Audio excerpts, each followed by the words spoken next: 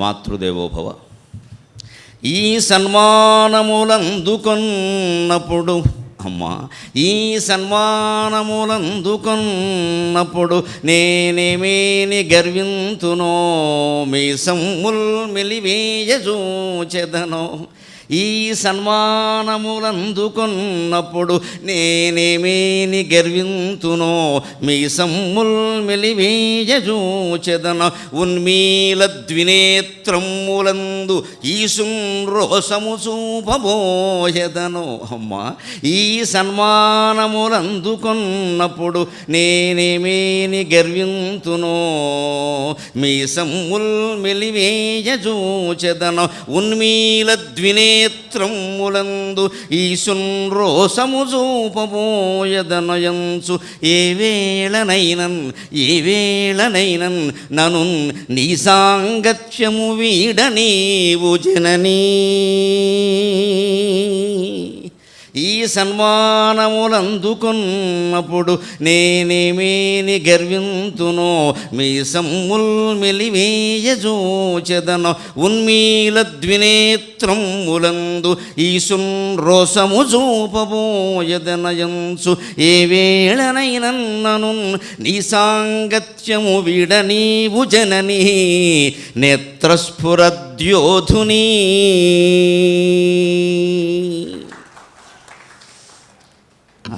పితృదేవోభవ. ఏ లోకంబున నుండి చూచెదవు తండ్రి, ఏ లోకంబున నుండి చూచెదవు తండ్రి.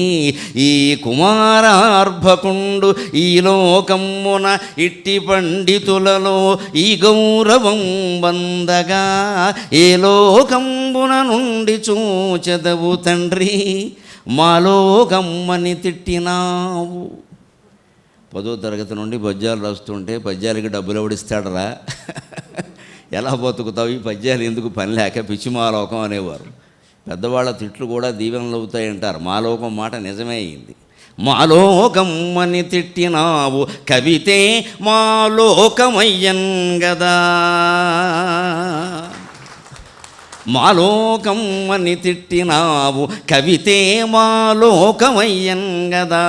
ఆలోకింపుమా తండ్రి, ఆలోకింపుమా మోద బాష్పములచే ఆశీస్సులన్ దింపుమా, ఆశీస్సులన్ దింపుమా. ఏ లోకంబున నుండి చూచెదవు తండ్రి, ఈ కుమారార్భకుండు ఈ లోకమున ఇట్టి పండితులలో ఈ గౌరవం బంధగా. మాలోకమ్మని తిట్టినావు కవితే మాలోకమయ్యన్ గదా. ఆలోకింపుమా మోద బాష్పములచే ఆశీస్సులందింపుమా. ఆచార్య దేవోభవ. అక్షరమాలను మొదలిడి అక్షయ పరిశోధనమున అగ్రశ్రేణిన్ నిక్షేపముగా నిలిపిన. అక్షరమాలను మొదలిడి అక్షయ పరిశోధనమున అగ్రశ్రేణిన్ నిక్షేపముగా నిలిపిన. త్రియక్షుల ఆచార్యవరులను అభివందింతున్. ఒక జొన్నలగడ్డ మృత్యుంజయరావు గారు, ఒక తాత సుబ్బారావు గారు, ఒక భమిడిపాటి సీతారామయ్య గారు, ఒక ఎన్విఎస్ రామచంద్రమూర్తి గారు, ఒక ఇంద్రగంటి రామచంద్రమూర్తి గారు, ఇంతమంది తలుచుకుంటే ఈ గరిక పాటీయరమై పరిఢమిల్లుతోంది. ఇది ఒకరి శక్తి కాదు, ఒకరి వ్యవహారం కాదు. ఇది ఒక మనిషి అభివృద్ధి వెనకాల ఎన్నో హస్తాలు ఉంటాయి. ఆ హస్తాలతో పసిపిల్ల వయస్సు నుంచి పొదివి పట్టుకోవడం వల్లే మనిషి ఎదుగుతాడు. అందున గురువుల స్థానం చాలా గొప్పది. వాళ్ళు అందరితో పాటే మనకు చదువు చెప్పాం అనుకుంటారు. ఆ గ్రహించే శక్తి ఉన్నవాడికి ఆ విలువ తెలుస్తుంది. అదే గురువు దగ్గర చదువుకున్నా అందరికీ రాకపోవచ్చు. అక్షరమాలను మొదలిడి అక్షయ పరిశోధనమున అగ్రశ్రేణిన్ నిక్షేపముగా నిలిపిన. త్రియక్షుల ఆచార్యవరులను అభివందింతున్. ఏ గౌరవం వచ్చినా సరస్వతి కటాక్షమే. ఏ మాటైనా గుచ్చుకున్నా అది సరస్వతి కటాక్షమే. గుచ్చుకున్న మాట మన అభివృద్ధి చేసినట్టుగా మెచ్చుకున్న మాట మన అభివృద్ధి చెయ్యదు. గుచ్చుకోగానే మనం కొంచెం ఆలోచిస్తాం, ఎందుకు గుచ్చుకుంది, వీడెవడు నన్ను గుచ్చడానికి అని.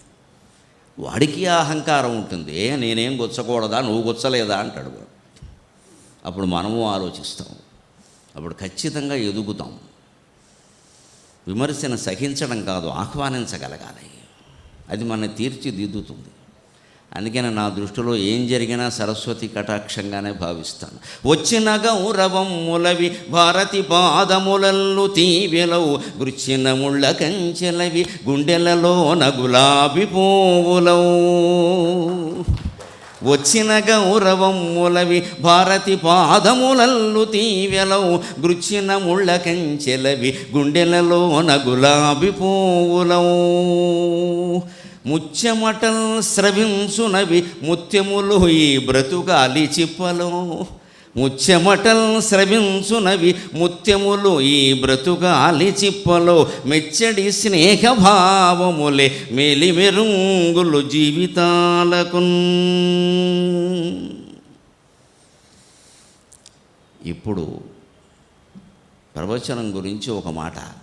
ఇవాళ ఏం మాట్లాడమంటారు, ఊరికి సత్కారమేనా అంటే, మీరు ఏం మాట్లాడినా బాగానే ఉంటుందండి అంటే, సరే నా ప్రవచనాలు మీరు విని కదా ఈ పురస్కారం నాకు ఇస్తున్నది, మీకు నచ్చింది ఏమిటన్నా, మీరు చైతన్య మార్గంలో నడిపిస్తున్నారు, అది నచ్చింది అన్నారు. అంచేత ప్రవచన చైతన్యం అని పెట్టండి, దాని మీదే మాట్లాడతాను అన్న. ప్రవచన చాదస్తం ఒకటి ఉంటుంది, ప్రవచన చైతన్యం ఒకటి ఉంటుంది. ఖచ్చితంగా ప్రవచనంతో చాదస్తాన్ని బాగా రెచ్చగొట్టేయచ్చు, చైతన్యాన్ని రెచ్చగొట్టేయచ్చు. ఏం చేస్తున్నాం అనేది మనమే ఆలోచించుకోవాలి. దానికి నాకు ఉషశ్రీయే ఆదర్శం. నిజంగా ఈ పురస్కారానికి నేను అర్హుడు కాదు అని వినయాన్ని ప్రదర్శించవలసిన అవసరం నాకు లేదు. ఆయన దయ వల్ల నేను అర్హుడినే ఖచ్చితంగా ఈ పురస్కారం. ఆ మార్గం నాకు చాలా నచ్చింది, నా చిన్నప్పుడే నచ్చింది. రమణాచార్య గారు కూడా అదృష్టం దక్కలేదన్నారు. నేను ఆయన ప్రత్యక్షంగా సభలో చూశాను, అది దక్కింది. ఆ సభలో ఎక్కువ మాట్లాడుతున్న పండితుడిని పీక నొక్కి ఆపడం కూడా నేను చూశాను. అలాగా చేసేవాడు ఆయన. ఇక జాలి అన్నాడంతే, అధ్యక్ష స్థానంలో ఉండి దిగిపోయాడు ఆయన. అన్నది ఉషశ్రీ, ఆ పేరు మనకు అవసరం, ఎవరిని ఆ పేరు ఉండేది మనకు అనవసరం. మంచి ఉంటే మైకులో చెప్పమన్నారు, చెడు ఉంటే జేబులో చెప్పమన్నారు. విషయం అది. ఆయన అలాగే ఆపేసేవాడు. ఇలా ఉండాలరా అధ్యక్షుడు అంటే అనుకునేవాడిని. అప్పుడు ఖచ్చితంగా సభకి రాగలుగుతాం. ఇది మొదలవుతుంది ఖచ్చితంగా, ఈయనింటికి ముగుస్తుంది. ఇక ఈయన ప్రసంగం ఎంతసేపు ఉంటుంది, ఈయన ప్రసంగం ఎంతసేపు ఉంటుంది, 5-10 నిమిషాలు అటు ఇటు ఇది పెద్ద సమస్య లేదండి. 5 గంటలు అటు ఇటు అయిపోతున్నాయి. ఇటువంటి సభలు ఇప్పుడు నడుస్తున్నాయి, పూర్వము ఇంకా ఎక్కువ నడిచాయి. ఇప్పుడు ఇంకా నయమని చెప్పాలి, ఒక రకంగా చెప్పాలంటే. చాలా యాతనలు పడ్డాడు ఆ మహానుభావుడు. ఆయన చాలా ఖచ్చితంగా సమయపాలన ఆయన పాటించడమే కాకుండా అందరి చేత పాటింపజేసేవాడు. నేను చూసిన సభలో ప్రత్యక్షంగా జరిగింది ఏమిటంటే, ఆశ్చర్యపడింది. నేను ఉంటే ఇలా ఉండాలరా, లేకపోతే అసలు వేదిక ఎక్కద్దు. ఈ ధైర్యాన్ని మనం ముందు సంపాదించాలి. ఆయన ప్రసంగ సమయాన్ని 7 నుంచి 8 అని కేటాయించారు. ఆయన ముందు చెప్పేస్తారు స్పష్టంగా, నా సమయానికి నాకు మైక్ ఇవ్వకపోతే నీ కర్మ, ఇవ్వడం నీ చేతుల్లో ఉంది, మూసేయడం నా చేతుల్లో ఉంది అంటాడు ఆయన. ఆయన కోసమే జనం వస్తారు, అందులో సందేహం ఏం లేదు. ఒక సభలో ఆయనకి ఇలాగే ఎవరెవరో నాయకుల్ని వాళ్ళని వీళ్ళని పిలిచి వాళ్ళంతా ఏదో సుత్తి సోది అన్నీ మాట్లాడి అయ్యాక 7:45కి మైక్ ఇచ్చారు.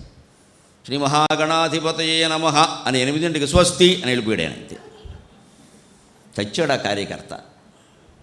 అయ్యో బాబోయ్, నేను బోడు ఖర్చు పెట్టాను, నాకు అనవసరం అదంతా, నేను సమయం ఎక్కువ ఖర్చు పెట్టాను, నా పనులు నాకున్నా ఆయన వెళ్ళిపోయాడు.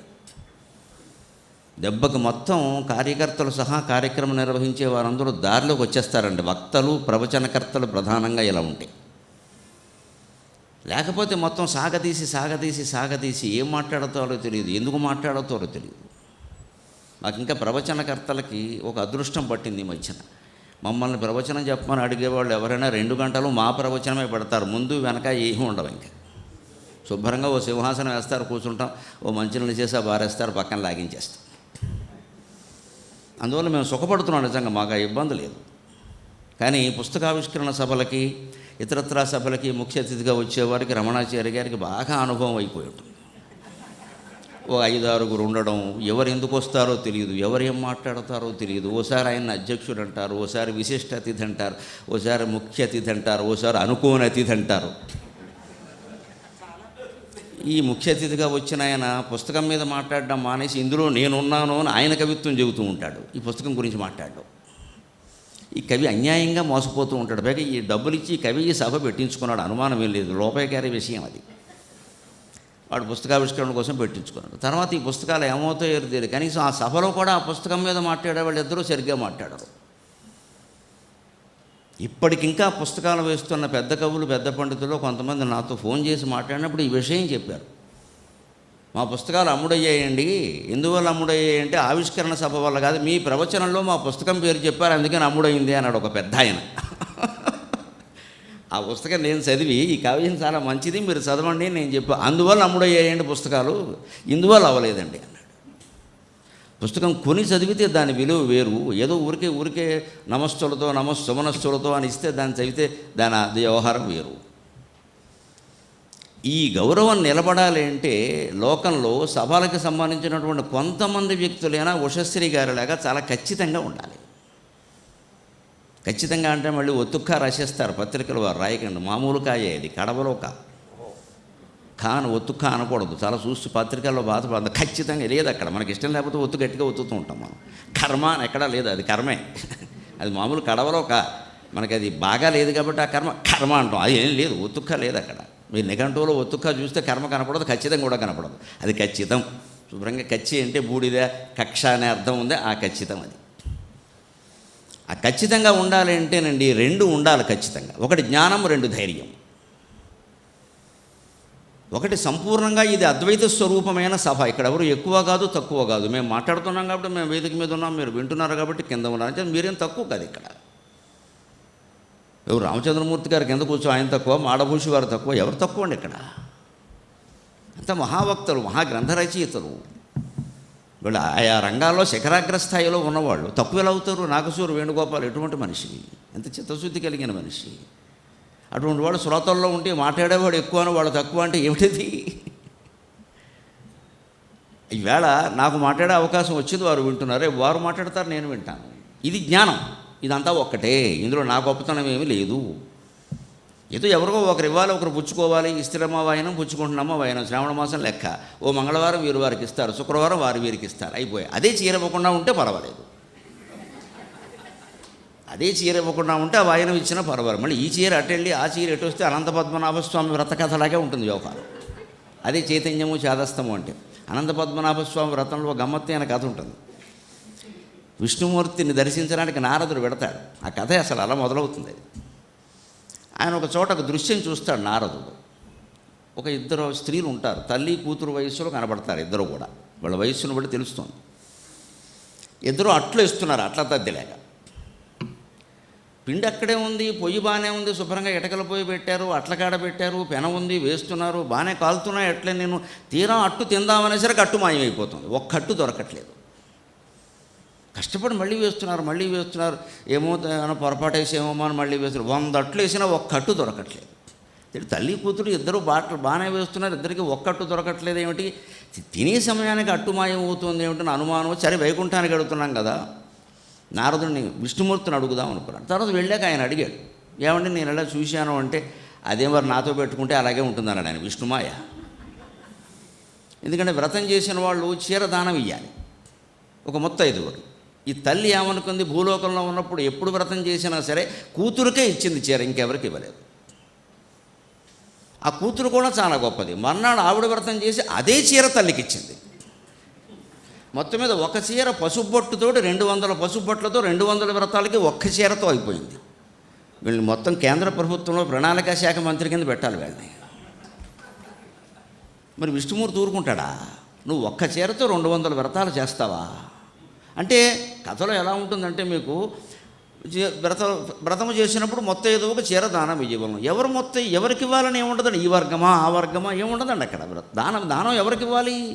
అది చైతన్యం. దరిద్రాయ కృతం దానం, శూన్యలింగస్య పూజనం, అనాథ ప్రేత సంస్కారం, అశ్వమేధ సమం విదుహు. ఇది మన సంస్కృతి.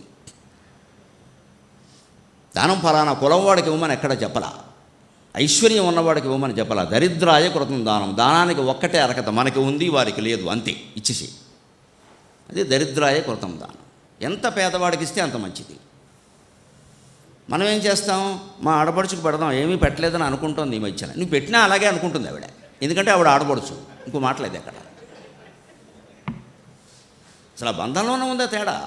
అక్క అయితే అనుకోదు, ఆడపడుచు అనుకుంటుందమ్మా, లక్షణం అది. నువ్వు తెలుసుకోవాలి ఆ విషయాన్ని.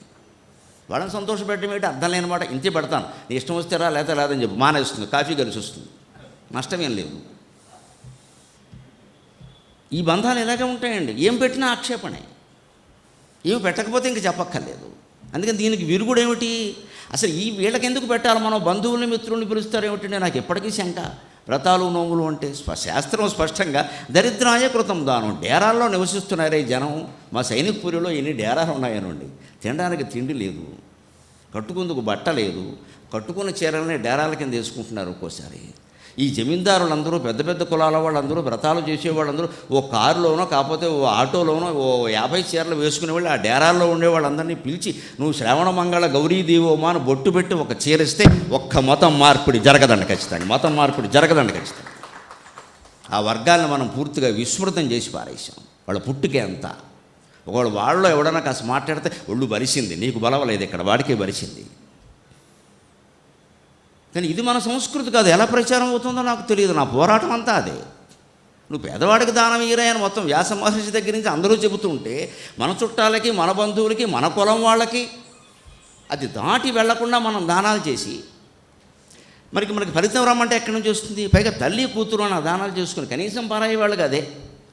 అందుకని విష్ణుమూర్తి వీరి చీర వారింటికి వెళ్ళింది, ఆ చీర వీళ్ళింటికి వచ్చింది, ఒకటే చీరతో మొత్తం వ్రతాలు చేశారు. అందుకే వీళ్ళు ఎన్ని అట్లు వేసినా వీళ్ళకి ఒక్కట్టు దొరకకుండా చేశాను పోవయ్యా అన్నాడు. అది భగవంతుడు అంటే, అది భగవతత్వం అంటే. ఈ కథ నేను చెప్పించోటంలో ఇదే చెప్పి శుభ్రంగా వాయగొట్టేశాను, అనుమానం వెళ్ళా. ఇది చాలామందికి నచ్చదు. ఎందుకంటే కొంతమంది ఇల్లు ఎంపిక చేసుకునేటప్పుడే నోములు అవి నోచుకుంటే మన వాళ్ళే ఉన్నారు అందరూ, వీధి దాటి వెళ్ళక్కర్లేదు. ఇదో పెద్ద క్వాలిఫికేషనా ఇల్లు ఎంచుకోవడానికి?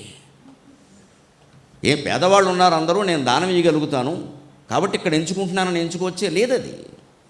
ఇది రావలసిన చైతన్యం. ఈ చైతన్యం ప్రవచనం ద్వారా తీసుకురావచ్చు. ప్రవచనం జమీందారుల కోసం కాదు, పేదవాళ్ళ కోసం. ప్రవచనం వ్యాపారస్తుల కోసం కాదు, వినియోగదారుల కోసం. ప్రవచనం ధనవంతుల కోసం కాదు, పూర్తి దరిద్రుల కోసం. ప్రవచనం ఏదో పెద్ద పెద్ద చదువుకున్న వాళ్ళ కోసం, ఏమీ తెలియని అమాయకుల కోసం. వాళ్ళకి తెలియచెప్పడం మన పని. వాళ్ళ గ్రంథాలు చదవలేరు వాళ్ళు, సాధ్యం కాదు అది. ఈ సంస్కృతం ఎవరికి తెలుస్తుంది? ఎంతమంది చదువుతారు? అంటే మనమే అందులో చదివి ఏది తీసుకెళ్లాలో అది తీసుకెళ్తే మనం అనుకునేటువంటి అభ్యుదయ సమాజాన్ని కేవలం ధార్మిక ప్రవచనం ద్వారా సాధించవచ్చు అని నాకు ఉషశ్రీ గారి ద్వారానే తెలిసింది, ఆయన మాటల ద్వారానే తెలిసింది. ఖచ్చితంగా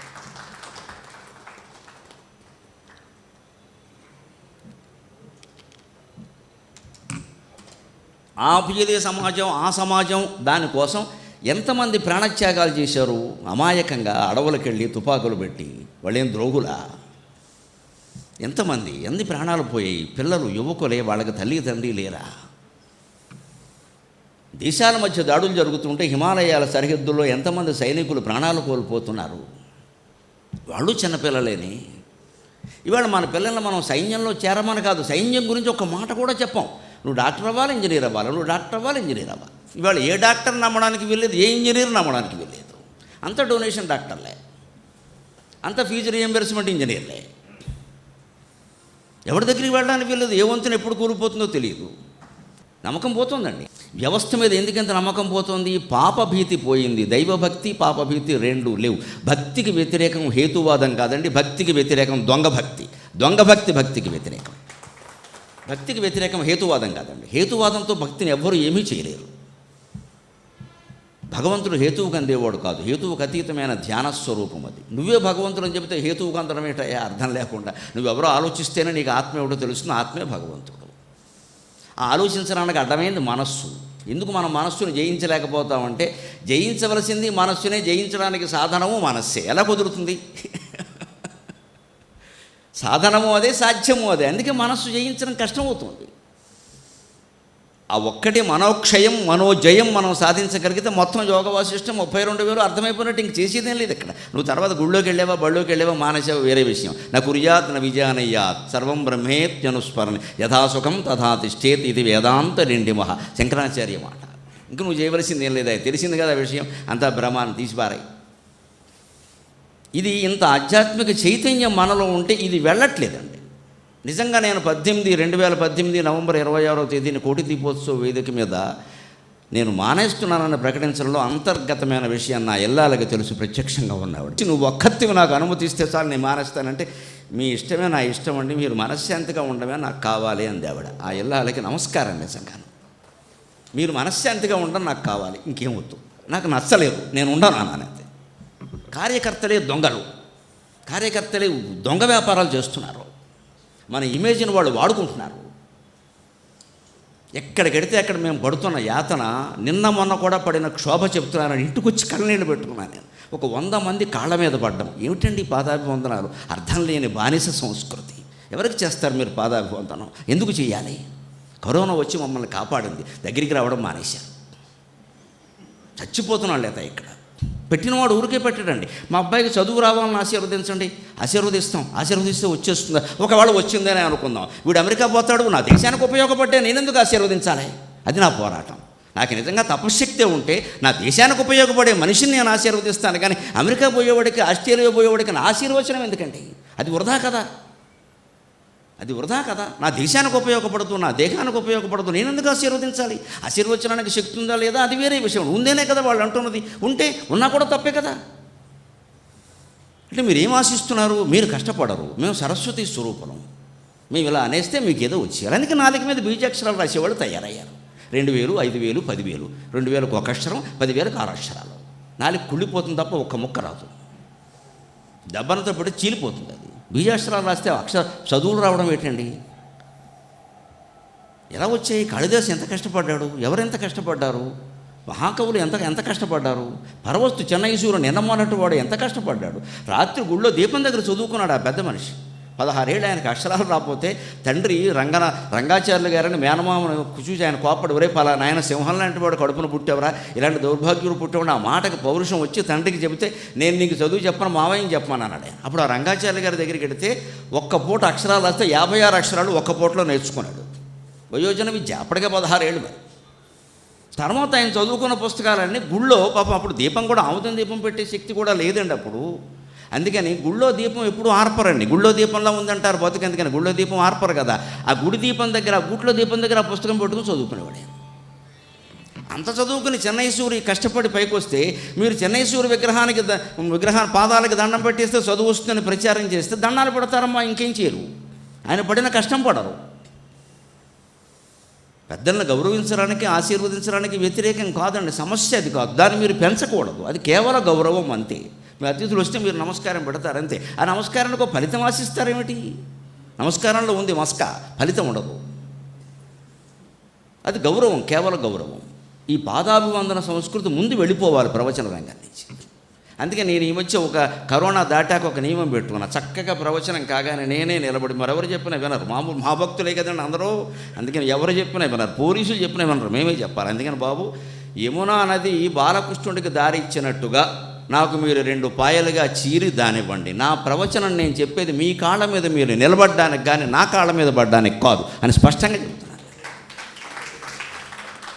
నీకు ఏమాత్రమైనా 2 గంటల ప్రవచనంలో నా బతుకు నేను బతకగలను, ప్రభుత్వం నాకు 3,000, 6,000 ఇవ్వాల్సిన పని లేదు, ఏ బలహీనతకి నేను లొంగను, నా ఉద్యోగం నేను సంపాదించుకోగలను, నా బతుకు నేను బతకగలను అనేటువంటి ధైర్యం నీకు కలిగించగలిగితే నేను ధన్యుణ్ణి. నాకు ఈ 4 మాటలు నేర్పిన మా అమ్మ ధన్యురాలని ప్రతి ప్రవచనంలో చెబుతున్నాను నేను. ఇందుకోసం అది నీకు ఆత్మవిశ్వాసం కలిగించినప్పుడు నేనేం కలిగిస్తే ఉపయోగమే ఉంది ఇక్కడ? ఆత్మవిశ్వాసం లేనివాడు భగవద్విశ్వాసం లేనివాడు కంటే ద్రోహి అని చెప్పాడు వివేకానందుడు. నీకు దేవుడి మీద నమ్మకం ఉందా లేదా నాకు అనవసరమయ్యా, ఆత్మవిశ్వాసం ఉందా లేదా అన్నాడు వివేకానందుడు. నీ మీద నీకు నమ్మకం ఉండాలి, నేను సాధించగలను అనేదాన్ని పెంచాలి. అది ప్రయత్నించండి. చిత్తశుద్ధికి అలవాటు పడినటువంటి దేహం మూలాన్ని రోజు ఏదో వెళ్ళడం, ఎక్కడికో ప్రయాణాలు చేయడం రవేగా. అప్పట్లో నా పరిస్థితి ఎలా ఉన్నదంటే పని ఒత్తిడి కూడా విపరీతం అండి. ఓ పక్క 3 daily serials, 3 weekly serials, ABN ఆంధ్రజ్యోతిలో నవజీవన వేదం, భక్తి టీవీలో ఇంకో భారతం, మరొక ఓం టీవీలో రఘువంశం, ఎస్బీబీసీలో ఇంకేదో Bhagavad Gita, 3 daily TV serials, 3 weekly serials.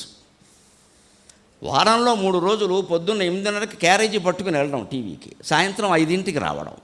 ఈవిడికి మా అమ్మ నన్ను స్కూల్కి వెళ్ళేటప్పుడు పంపినట్టే ఈవిడ నన్ను ఇప్పుడు పంపిస్తుంది.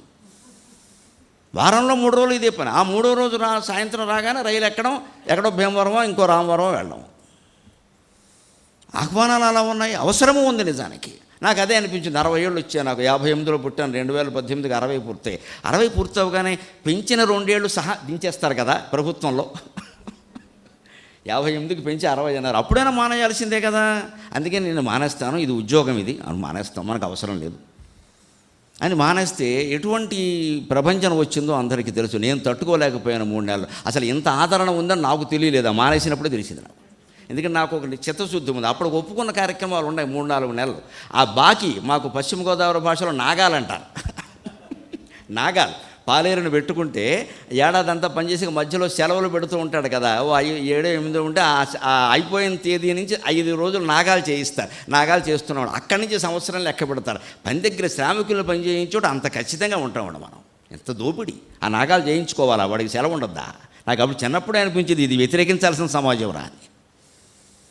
చేయించుకునేవారు. కానీ నేను కూడా అనుకున్నాను, ఈ నాగాలు ఉన్నాయి కదా 3-4 నెలలు, నేను ఒప్పుకున్నాను. వాళ్ళు పాపం లక్షలు పెట్టి కార్యక్రమాలు పెట్టుకుంటున్నారు, వాళ్ళు ఏమైపోతారు నేను ఇప్పుడు మానేస్తానంటే ఉన్నట్టుండి అస్త్ర సన్యాసం అంటే అని అంతటి వరకు చేస్తానని చెప్పి. ఆ తర్వాత 3 నెలలు నేను వెళ్ళిన చోట ఎక్కడ ఒత్తిడి నేను తట్టుకోలేకపోయా. కార్యకర్తలు వచ్చి ఇప్పుడు వేదిక మీద చెప్పండి, మీరు మానేయనని చెప్పండి, లేకపోతే ఊరుకో.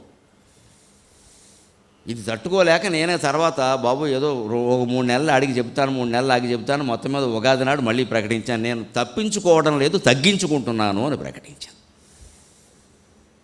అంచేత ఇప్పుడు కూడా ఓ మాట చెబుతున్నా, ఇప్పుడు ఇంకా నాకు చేస్తున్న కొద్దీ అవసరం ఎక్కువ కనపడుతోంది ఖచ్చితంగా. ఈవేళ పూర్తిగా యువతరం ఈవేళ యూట్యూబ్లో కానీ, ఫేస్బుక్లో కానీ, వాట్సాప్లో కానీ వస్తున్నవి చిన్న వీడియోస్, పెద్దవి, దాన్ని బట్టి పెద్ద ప్రవచనాలు వింటున్నారు. నేను భీమవరం పెడితే 3 కుర్రాళ్ళు ఎక్కెడుతున్నారండి బండి. 3 కుర్రాళ్ళు బండి ఎక్కారంటే వాళ్ళు పైలా 25 గ్యాంగ్, మీకు అనుమానం వెళ్ళా 3. కానీ 3 నన్ను చూడగానే బండికి అడ్డం వచ్చారు. వీడు బండికి అడ్డం వచ్చారంటే ప్రమాదమే. సరే కొంచెం నెమ్మదిగా స్లో చేయవయ్యా అన్నాను. వాళ్ళు 3 దిగి బండి తాళం వేసి నాకు నమస్కారం పెట్టి నేను ఇలా అన్నాక కదిలేరండి. అప్పుడు అనుకున్నా నేను ఖచ్చితంగా ఇది వెళ్ళిపోతుందిరా యువతరం. వాళ్ళకి ఎవరో తెలియదు, ఏ కులమో తెలియదు, ఏ మతమో తెలియదు, వాళ్ళ వయసులు ఎట్టి పరిస్థితుల్లో 20 ఏళ్ళు దాటం.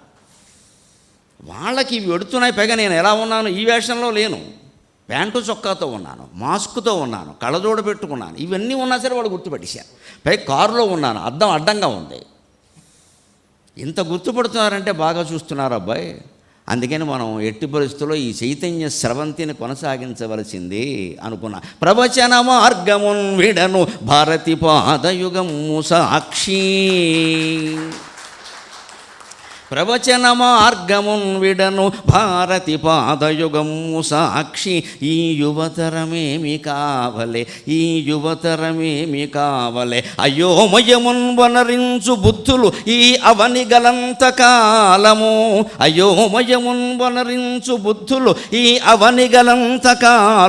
మహత్తర ధైర్యమునిచ్చు శక్తినై రవిశశికాంతులీనెదా. ప్రవచన మార్గమున్ విడను భారతి పాదయుగము సాక్షి. ఈ యువతరమేమి కావలే, అయోమయమున్ వనరించు శక్తులు ఈ అవనిగలంత కాలము, మహత్తర ధైర్యమునిచ్చు శక్తినై రవిశశికాంతులీనెద. విరామమిరంగునే రమబాణముల్, రామబాణాలకి విరామం లేనట్టే మన బాణాలు వేయాల్సిందే. ఇప్పుడు ఇంకా నిండా మునిగాం, ఇంకా దేనికి భయపడతాం? వేయవలసిన బాణాలు అందరి మీద ఇదివరకే వేసేసా. నేను బాణాలు వేస్తాననే మా రామబ్రహ్మం గారు నాకు ప్రవచన కిరీటి అని బిరుదు ఇచ్చారు. అందుకని నేను ఆ బిరుదుగా కట్టుబడి ఉన్నాను. నాకు చక్రవర్తి కావాలనే తాపత్రయం లేదు, నేను యుద్ధం చేయాలంతే. నేను సైనికుడుగానే ఉండాలి, సైనికుడుగానే పోవాలి ఈ జీవితంలోంచి. చక్రవర్తి కావాల్సిన అవసరం లేదు. ఈ సింహాసనాలు, పాదాభివందనాలు, గొడుగులు, గొట్టాలు నాకు అవసరం లేదవన్నీ. మనకు యువతరం వింటున్నారు, బాగుపడుతున్నారు. విడిపోదాం అనుకున్న దంపతులు కలిశామని చెప్పిన వాళ్ళు కనీసం 25-30 మంది ఉన్నారు. చాలు. దంపతులు ఇద్దరూ చెప్పారు, మేము విడిపోదాం అనుకున్నామండి, కలిసి ఉన్నాం మీ వల్ల. ఇంతకంటే పుణ్యం ఏముంటుందండి? నా కొడుకులు, నా కోడళ్ళు, నా సంసారం బాగుండడానికి ఈ పుణ్యం సరిపోదా? మన సంప్రదాయం ప్రకారం వారి సంసారం మనం నిలబెట్టాం, మన సంసారం బాగుంటుంది. మనం చేసిందే కదా మనకు వచ్చింది. దీనికి జ్ఞానం, ధైర్యం రెండూ ఉండాలి. జ్ఞానం గ్రంథాలు చదివితే రావచ్చు, ధైర్యం మాత్రం సహజంగా రావాలండి. ధైర్యం రావాలంటే నా అనుభవం మీద నాకు తెలిసింది ఏమిటంటే వైరాగ్యం ఉండాలి, బాగా మనస్సులో బాగా వైరాగ్యం ఉండాలి. ఉషశ్రీ గారికి మనస్సులో ఆ వైరాగ్యం ఉంది. పైకేం చెప్పేవాడు కాదు ఆయన. ఏ ఉద్యోగం ఉంటే ఉంది, పోతే పోయింది, మనం చెప్పాల్సింది చెబుతాం, వాడేవడరా అని. వాడే ఎప్పుడు ఆయన అన్న పాట ఉండేది కదా, వాడు వీడే. లోపల వైరాగ్యం. నన్ను ఏం చేస్తాడు ఎవడైతే మాత్రం, ఏమిటి వాడు చేసేది, వాడు తలకాయ అనేవాడు. విశ్వనాథ సత్యనారాయణ గారు లాంటి వాళ్ళు ఉండే సభను కూడా ఆయన నడపాల్సి వస్తే చాలా ఖచ్చితంగా నడిపేవాడు. ఆయన కూడా ఇది ఉషశ్రీ మార్గము అని ఊరుకునేవాడు అంతే. అంటే ఎక్కడి నుంచి వస్తుంది అది? లోపల సంతృప్తి, వైరాగ్యం. నాకేం అక్కర్లేదు, నా పద్ధతి నేను చేస్తా. నిజంగానే ఆయన యొక్క కంఠం అది వైకుంఠం నుంచి దిగిన పాంచజన్యం తప్ప మామూలు శంఖం కాదండి. చెవిలో బట్టిన తృప్పురాల్పగ ఉషశ్రీ రూప శంఖమునై, చెవిలో బట్టిన తృప్పురాల్పగ ఉషశ్రీ రూప శంఖమునై, భువిలో పుట్టెను పాంచజన్యము. చెవిలో బట్టిన తృప్పురాల్పగ ఉషశ్రీ రూప శంఖమునై, భువిలో పుట్టెను పాంచజన్యము. స్వయంభూ కంఠ వైకుంఠమై, స్వయంభూకంఠ వైకుంఠమై. ఆ కంఠమే వైకుంఠం. ఆ నోటితో ఏం చెప్పినా వినాలనే అనిపిస్తుంది, ఎదురు చెప్పాలని అనిపించదు. కమాండింగ్ వాయిస్ అంటారు. అది బ్రహ్మదేవుడికి ఉంటుంది మన పురాణాల ప్రకారం. ఏదో చెప్తారు వాళ్ళు వీళ్ళు అని, కానీ బ్రహ్మదేవుడికి ఉంటుంది ఆ వాయిస్ మన పురాణాల్లో. చతుర్ముఖ బ్రహ్మకు ఉంటుంది. ఎందుకంటే ఏ సమస్య వచ్చినా దేవతలు ఆయన దగ్గరికి వెడతారు. ఆయన బ్రహ్మలోకంలో సభ తీర్చి ఆయన చెప్తాడు. ఆయన చెప్తే విష్ణువు, శివుడు కూడా వినవలసిందే. మనకి మామూలుగా రకరకాల పురాణాలు, బ్రహ్మోత్సవాలు వచ్చాక బ్రహ్మదేవుడు చాలా లోకువైపోయాడు. బ్రహ్మ ఏమిటంటే అందరినీ కొలిచేవాడు లేదు, అందరూ కొలిచేవాడే ఆయన. వేదములు చదివినా, మూల పురాణాలు చదివినా బ్రహ్మదేవుని ఔన్నత్యం అర్థం. ఆయన గుడి లేనంత మాత్రాన్ని వచ్చిన నష్టం ఏం లేదు. అందరినీ శాసించగలిగేవాడు బ్రహ్మ. అందుకే బ్రహ్మాస్త్రం అనే మాట ఉంది.